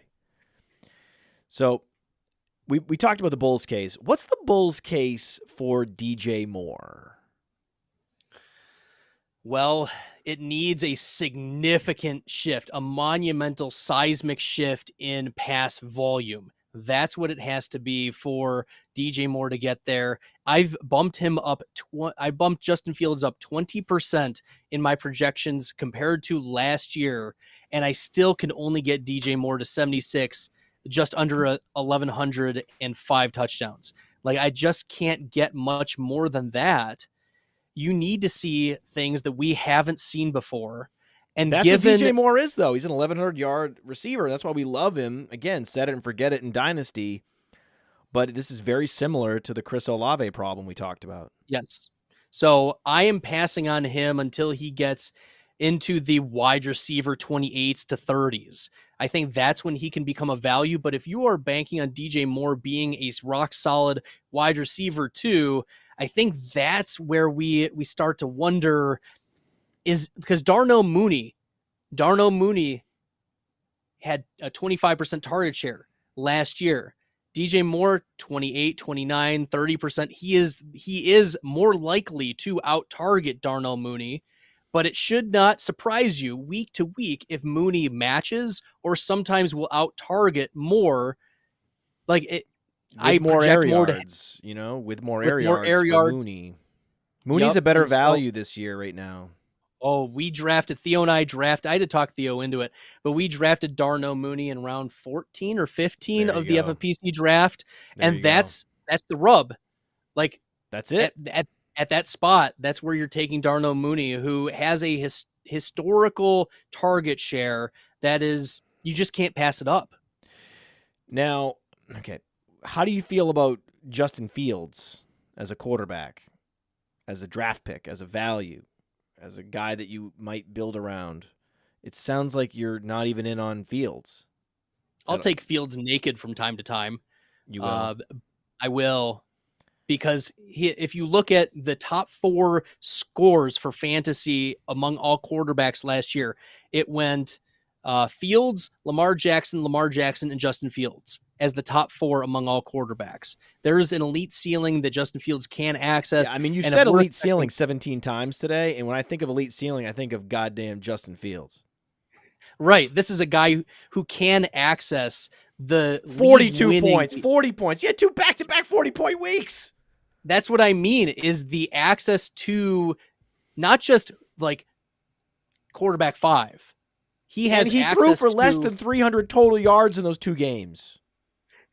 He has access to not only week winning, but also his scores can ameliorate other offenses that you make or mistakes that you make in your lineup. He will forgive your sins. He is like a priest in the confessional. He can forgive your fantasy lineups and you can move on because he will cover those. It's wild that, Justin Fields, it's only taken this long for Justin Fields to be getting where he is. And that the offense is finally starting to build more around him. Last year, look at the beginning of his game logs. There were games where he did not get 20 pass attempts. No, yeah, 3 in a row. This is what I would ask people. Never take your foot off the gas. Bradley famously takes his foot off the gas on certain players at the moment he absolutely should not be, Geno Smith in particular. So what I would say is you're never going to stop drafting DJ Moore in Dynasty. However, before you think about drafting him at ADP, why don't you wait until his quarterback has one game with 30 pass attempts? Until then, lean on the auxiliary option like Darnell Mooney. It's not a hard rule to have. It's very simple. For how late Mooney is going, yeah, I'm here for it. Yeah, right? So, and on the other side of that coin, you have someone like Jared Goff with a lot of dropbacks, and those dropbacks are almost always pass attempts as opposed to those dropbacks oftentimes becoming rush attempts. So, Amon-Ra St. Brown really on the other end of that spectrum, right, where you could argue he's a first-rounder. I think you can make that argument, especially given that Jameson Williams is out for the first 6 games. How many targets did Jameson Williams have last year? I know he was coming back from an ACL. He wasn't 100% healthy. I totally get it. He's better than what we saw last year. No question about it. He's also not going to be playing because he doesn't understand league rules. And if you don't know the league rules, I question how much you know the playbook and exactly where to be on any given play. Certainly not the guy that's shouting out how he's going to be manipulating corner X on any given play. That guy's probably not the one on the wrong side of league rules. Jameson Williams is Will Fuller to a T. He is suspended for breaking league rules. He is a first-round draft capital wide receiver. He is speedy. He is skinny. He's faster. He's faster than Will Fuller was. He's all of the things that Will Fuller is in so many aspects. All we need is a mysterious finger injury to derail his career. Oh my God, yes. He's a mysterious finger injury away, by the way. Here's a funny thing. You want to hear a great dichotomy of 2 stats? So, on Player Profiler, the first stat is targets, right? He had less than 10 last year. Okay. Nothing. His target rate, targets per route run, was 26.5. That's respectable good because he wasn't running many routes. His target share was 4.3. Again, because he wasn't running many routes. It wasn't that he wasn't getting open. It wasn't that he wasn't getting separation. It's that they were slow playing him as slow as you can possibly play a wide receiver because he tore his ACL the same year as the season was happening. It was a 2022 ACL tear in January. So he is going to be good. He is an exciting talent. But for the first 5 weeks, he's not going to be playing. And even when he does come back, a lot of it's going to be, I'm going to be creating space underneath for Amon-Ra St. Brown. There's no more TJ Hawkinson in Detroit. Amon-Ra's in his absolute mega prime at this very moment. They want to open up the offense even more just based on the draft pick. This is Houston Texans. This is DeAndre Hopkins is your Amon-Ra St. Brown. Will Fuller is your Jameson Williams. Those are the parallels. And I know Jared Goff is not Deshaun Watson in his passing, but we're talking about deep ball passes in a dome where in a division where it's wide open and the Lions have a good offense, good offensive line. There will be space for him to separate. Amon-Ra St. Brown, to bring it back to you, wide receiver 6 last year in rate of top 5 weeks behind Chase, Hill, Kupp, Adams, Jefferson. First round pick. Amon-Ra. First round pick. I agree with Alan Soslowski on that. Yeah, the other team they have to contend with is the Vikings in that division, and that's a pretty low bar. Dalvin Yes. Cook is still a Viking. And every day that goes by, his probability of staying a Viking goes up. When you're in drafts, are you more often drafting a Dalvin Cook or a Joe Mixon? Joe Mixon. It's not close. Of course. Of course. It's not close. Joe Mixon last year, highest running back weekly score. Joe Mixon, highest expected weekly score. Joe Mixon, highest expected 84th percentile weekly score. Joe Mixon, highest expected weekly top 5 rate. And now there is no Samaje Perine. Dalvin Cook has gotten worse every year. And he has Alexander Mattison, who Minnesota went out of their way to re-sign. Yes, Alexander Madison's not good, but the Vikings aren't treating him that way. That's the problem. So, Joe Mixon. His ADP is silly. It's weird. It's like you can't... He's another one of those guys where it's like, this is why I'm waiting for a hero RB build. When I can get Mixon and Walker so late, right? It's like, oh, this is too easy. Yeah, let's not overthink it. The Cincinnati Bengals offense is going to be very good once again. The Vikings offense changed from a mid-pack pass-first offense under Zimmer to one of the top 3 pass-heaviest offenses in the NFL, and I think they're going to continue that this year under O'Connell, which if you are taking bets on who's going to be the next 2,000-yard receiver, I think it's going to be Jefferson is a better bet than Chase. Yeah. I agree. Late round running back, Antonio Gibson, right? You're all over it. Well, he's jumped a lot now. Well, he was, right? Okay, can I give you the next Antonio Gibson, the guy who also shredded the Senior Bowl and is a great pick late in seasonal leagues at running back? Go for it. Yes. Tyjae Spears. And now we see that, Tyjae Spears is going to get as many touches as he can handle, according to the coaches. Yes. And that seems weird to me, given the fact that I believe, I could be wrong, but I believe that I heard Ian Rappaport say at some point in the last few weeks that at the combine, during combine testing and scans, and they go through, that's what's part of the combine, is the MRIs and just the litany of tests that the medical teams do on these players, revealed full thickness cartilage loss in one knee, and whether it's the same knee or the other knee, no ACL. So he only has one ACL left. This feels like a player who is going to be good for a few years, and then we start to hear about how his reps need to be managed. And so this is the perfect guy to have Derrick Henry. It's also the most laughable coach speak ever when you hear that he's going to get as many touches as he can handle. That's not true. Stop lying. You have Derrick Henry, and this guy doesn't have an ACL, so shut up. This is why I don't respect coaches. Like, they say things that are just blatantly false, and they treat us, the public, like we're complete morons. And then, of course, sports media just regurgitates what they say and reprints it because they're also morons. So they think that we're all like them, and we're like, no, we're smart over here at Player Profiler and Bestball Fantasy. No, we actually know what's going on.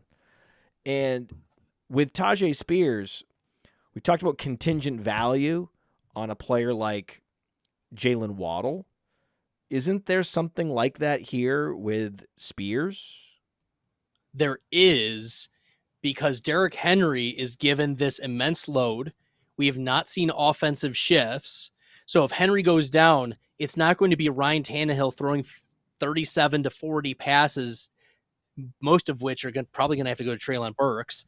That's not going to happen. The offensive scheme is going to be very similar, and Tyjae Spears can fit that role. Last year, Derrick Henry was the number 1 running back in terms of rate of top 5 weeks. There's just such immense floor, and then if he gets the touchdown, we're talking about accessing ceiling. Tyjae Spears has second day 2 draft capital. That is good enough for us. And if it's good enough for the team, it's good enough for us. And yes, the coach speak is there, but we have to pull back. look through the smoke and say, well, what is the actual truth here? The nugget of truth is that the coaching staff does have confidence in Tyjae Spears. And if something were to happen, he's going to be the clear number 2. Right. That's what we need. The coach speak has value. It's just it doesn't have face value. Yes. It has underlying value. You need to unmask it. Correct. You have to see through the bullshit, and then you can see, okay, there's some actual facts here that we can leverage. It is very good news about Tyjae Spears, no doubt about it. The wide receiver that's going super late that has incredible contingent value that is never talked about, ever. Josh Palmer. Even though he's bad. Even though he's not very He is good. bad. No, he's not good. He's very bad. He was bottom 5 in PFF receiving grade. No, I understand that. Bottom 5. I understand that. So He's bad. not good. He does strangely look good, though. Like, when the ball's in his hands, he looks fast and he looks fluid. So I think tape grinders like him. And he is technically the number 3 receiver until Quentin Johnston outplays him. And I don't know if Quentin Johnston is going to outplay him because I don't know how good Quentin Johnston is. Quentin Johnston could be Josh Doxson. And if Josh Doxson was worse than Josh Palmer of the Joshes in the last 5 years, if you're ranking Joshes, you put Josh Palmer ahead of Josh Doxson. And if you're going in the late teens and you're in that offense with 2 30-year-old wide receivers starting ahead of you, if you want to have an opportunity discussion, if you want to talk opportunity, and that's the thing that's going to be driving all your decisions, opportunity, that's fine. I like opportunity. It's not everything. It's a big deal. It's a big part of the decision-making for sure. But if you really want that to wag the dog, here's an opportunity where you can say, hey, not only is this guy going to get all the opportunity if there's any injuries in this passing game, but also he's not good in a vacuum. So it really is the opportunity that's all you need to care about. Josh Palmer was wide receiver 61 last year in rate of being a flex play for you, despite all of the weeks that he did step in for the Keenan Allens and Mike Williams. If that's his ADP, fine, I'm okay with that. But if we're talking wide receiver 48, wide receiver 50s, I'm out on that. I would rather take shots on a first-round draft capital wide receiver in Quentin Johnston than a player who we know is bad. He's awful. But there is value on every player, especially those on teams like the Chargers. Eventually there's an ADP where you would be drafting them. But this is very much like an anti-DJ Moore position that I have, where Josh Palmer is a player that I would be completely allergic to drafting in Dynasty. In Dynasty, there is no case. There is no opportunity-driven case for bad players. You just don't draft them. That's what I love about Dynasty is you just don't draft them. I would never, ever consider drafting Josh Palmer in Dynasty. But there is a particular situation where a case can be made.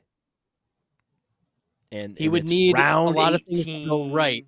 Yeah. He'd need a lot of things to go right, but if you're tied to Justin Herbert and the Chargers offense, Palmer last year did have a 2% top 5 wide receiver, week. He had access one week. All you need is one week. He had a 30-point week. He had a 30-point week. 1 week.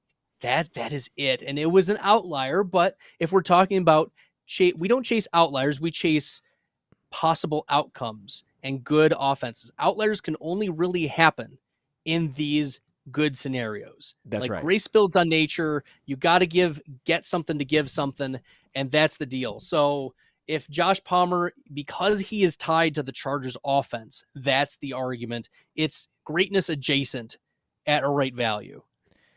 His yards per route run and his formation adjusted yards per route run were 76 and 77 respectively. That is so bad. And if you're going to put up that kind of yards per route run number in your sophomore season, getting significant snaps with a quality quarterback, then you will not exist to me in Dynasty. It's not someone that I'm even going to consider. Period. That's it. The end. Now, I did draft Tyquon Thornton in a league because there it's what we don't know, right? With Tyquon Thornton, it's what's in the box instead of like what's standing right in front of you. And the guy runs a 4.28. He has incredible speed. It's why I talked about Anthony Schwartz earlier. I'll never give up on these guys. Speed will often find a way to bubble to the surface in the NFL, and there's very little there to compete with him for targets in New England. Tyquon Thornton, to me, is very interesting. I think that he is, if you're talking about late round best ball plays, yes, he is the late round best ball play because of his speed, because of his routes. We also saw last year there was, I think, one game where he had really nice week. He has a 9.3% flex rate from last year. He has second round draft capital. So taking a last round stab or second to last round stab on Tyquon Thornton as a wide receiver 70s plus, like if he gives you 3 games, he's paid off his ADP. Right. Yeah. In that game where he had 21.3 fantasy points, that was week 6. He was going up against Greedy Williams. He was only playing in half the snaps, ran just 22 routes, but commanded targets and then 2 targets in the red zone and got you your 20 fantasy points.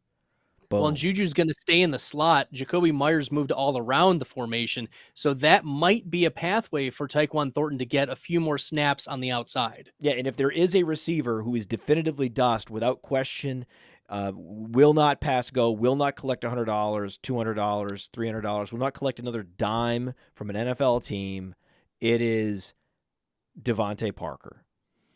So this is the target competition, we welcome it. Juju, welcome the target competition. Just welcome it. Part of my case for why Mac Jones is not dead yet is that there's some interest here in the deep balls to Tyquon Thornton.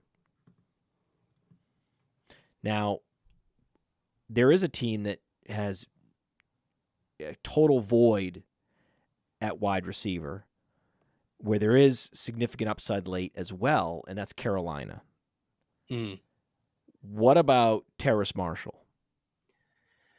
I would feel better if he actually showed more on the NFL field. I see there are some ancillary things to his profile. Like there are some nice profile pieces. He had a nice competition at LSU. He was second round draft capital, but for asking for a 3rd-year breakout, they happen. They happen, and this would be the environment where they happen, where he's dealing with P.J. Walker last year, gets a quarterback upgrade, they clear out the wide receiver room, they ship DJ Moore off, he comes into his 3rd year, he was immature, he was very young coming into the league.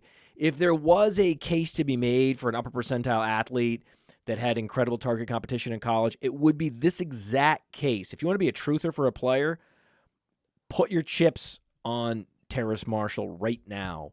This is one of the better truther candidates out there, but the guy that's actually done it is DJ Chark. So who are you more likely to draft in a best ball? I'm guessing Chark. Well, Chark, if he's healthy, yes, he's one of the spike week candidates. He's a downfield threat, high ADOT guy. The problem with Chark is that he has recurring foot and ankle injuries that have kept cropping up. And the Carolina Panthers signed him, but then he immediately gets surgery and they say, oh, he's going to be ready for week 1. I'm not a huge fan of any of the 4 wide receivers here with Adam Thielen, Jonathan Mingo, Terrace Marshall. Mingo maybe is just oof. Mingo was a bad pick. Mingo. This is why process of elimination takes me down the road of Terrace Marshall takes me down the road of Laviska Shenault. Shenault. Oh, what could be? I'm just saying, these are you necessarily have to go down these roads. Yeah, yuck. You do, This is Bradley. gross, man. This It's is gross. so gross. It's very, very gross, but it is possible that And we DJ don't think Adam Chark, Thielen is very good at all. So Thielen is almost as dusty as Devontae Parker. Now, not as dusty, though. I will say, it sounds like DJ Chark could be the new Michael Thomas. but he's cheaper. DJ Chark is much cheaper than Michael Thomas. I know, but Michael Thomas, you were drawing dead last year. This is true. All those Michael Thomas people, they were drawing dead. I was one of them. Of them, but with Michael Thomas, he has access to elite ceilings that DJ Chark never had. It's the Antonio Brown corollary that those good players will stay good into their late 30s if they're not the big-bodied outside wide receivers who have taken the massive hits. Like Mike Williams is going to fall off a cliff real quick, like the Brandon Marshalls of the world way back when. But quicker. Michael Thomas, I'm monitoring this situation very closely because even when he was healthy last year, he was putting up elite flex numbers. Like when it comes to elite, he was wide receiver 3 in rate of flex weeks. Only Tyreek Hill and Cooper Kupp had better rates of meeting that when they were healthy. Problem is, Michael Thomas, we have that concern about, is he going to be healthy? So you need to put, if you're drafting Michael Thomas, it's in the right build. It's not in, well, I'm in a fragile build and I need Michael Thomas to be the producer for me. He is an expensive Antonio Brown from a couple years ago, but he was still putting up very interesting numbers. And even with Chris Olave getting more targets than he did. His ADP is inside the top 100. Yeah, it's a little expensive, but at the same time, if Michael Thomas hits, he's a pretty high flex floor play. Can you just do me a favor and don't draft him and do yourself a favor on this? Do me a favor, you a favor, the listeners a favor, everybody. Just don't. It's you have that option of just not. You could just not. You just don't. I mean, if you're gonna go that way, consider where is he going around? There's other options. There's ahead of other options. Around Deontay Johnson. Yeah. So I mean, Deontay Rashad Johnson Bateman is so much better of an option. Rashad Bateman is so much better of an option. I mean, if you're going with risk, like give me Jamison Williams. Yes. If you're going to take the Williams, 6 week, Bateman, take great players in their primes. If they get healthy in the right situation, boom. boom. It's a boom situation. What are you getting out of Michael Thomas? Okay, you're hoping for an Olave injury. Olave's never been injured in his life. What are we talking about? Get out of here. Just back. Everything we talked about before. NFC South, remember the conversation? Do we have to go back in the time machine? Yep, there's Guy's not 30. elite ceiling for Michael Thomas. I don't see elite ceilings. I don't. Not elite ceiling for Michael Thomas. I see a trip down memory lane that some drafters are with Michael Thomas, and it's a wasted draft pick. So we talked about trutherism. Terrace Marshall, I'm a truther, as you could tell. Who's your big truther? Yeah, maybe you'll rip into me, Matt, and this has been a controversial one, but I'm okay with it. And it's partly because I have stats and partly because I have a heart. And it's Calvin Ridley. It's Calvin Ridley. Because it's fine. At first I was very out on Calvin Ridley earlier in the offseason. But then the Players Tribune article gave so much context to what Calvin Ridley was going through. You read that, right? Yeah. Where I did. His house was robbed. He was worried about his family. The transition, they found out, surprise, you have a broken foot and you're going to have to practice through all of that. And so all of those things allowed me to see the context for this. Makes sense that Calvin Ridley is getting discounted and Calvin Ridley is, Christian Kirk is going to be the guy. No, Christian Kirk has never commanded 25% of targets. He is never a target gobbler. We have multiple years of Calvin Ridley having a 25% target share. And one of those was even with Julio Jones on the same Atlanta Falcons team. So we have a player who has a profile of getting 25+% targets on an ascending Jaguars offense. We believe in Trevor Lawrence. We saw the step he was able to take from Urban Meyer to Peterson in year one of Peterson. And then next year, we're adding Calvin Ridley to the mix. Christian Kirk is going to fit in really well as the wide receiver 2 on this team. But looking at the elite ceiling weeks, Calvin Ridley has historically been able to access those, and he is not as old. He is not coming off of the recurring injuries that we see with Michael Thomas. We see him, he still has first-round draft capital to his name. So there are parts to his profile that make sense. He has the target share, and I think in the 4th round, which I've seen Calvin Ridley, 5th round Calvin Ridley. I mean, Ridley went at the 412 in the FFPC draft we just went in. To be able to get him there after the start that you already have, I'm in on Calvin Ridley to prove to people that what he did a couple years ago is the real Calvin Ridley. Really, though, because his ADP is in the 4th round, generally. Yes, you stole him in the 5th round once. Congratulations. But are you saying that you're locked into Calvin Ridley in the 4th round? That's how much you believe? And look, he's going back into the 3rd round in some places, and I'm not drafting him there. I'm not drafting him there, but I'm truther that he will pay off 4th round ADP because of the elite offense that he's tied to. Trevor Lawrence. We talk about the shootouts that are possible. I think that's a sneaky division to have shootouts in. Yes. And there are pathways for the defenses to be bad in that division, and the Jaguars just to gobble it up. So Ridley as smart. The lead target earner in a 4th, 5th round, I'm here for it to pay off ADP. If you want a locked-in, amazing stud wide receiver, it's going to smash and have ceiling spike week. Yeah, okay, well, go get a first-round pick. What do you want? This is the 4th round. It's right, and you're getting access. A couple of years ago, we were getting Calvin Ridley in round 2 when he was the lead wide receiver on Atlanta with a 36-year-old Matt Ryan. All these receivers, overrated Alabama wide receivers that are fake alphas, and yet whether it's Jerry Jeudy, whether it's Calvin Ridley, and this is the year for all of those wide receivers. We're big in on Jeudy. We're here for Calvin Ridley. We're here for the Alabama Renaissance. Yes, the contingent value. The contingent upside on Jalen Waddle. I'm here for all the overrated Alabama wide receivers. I'm here. This is the year. This is the year they all pay off in a big, big way, and I'm drafting all of them.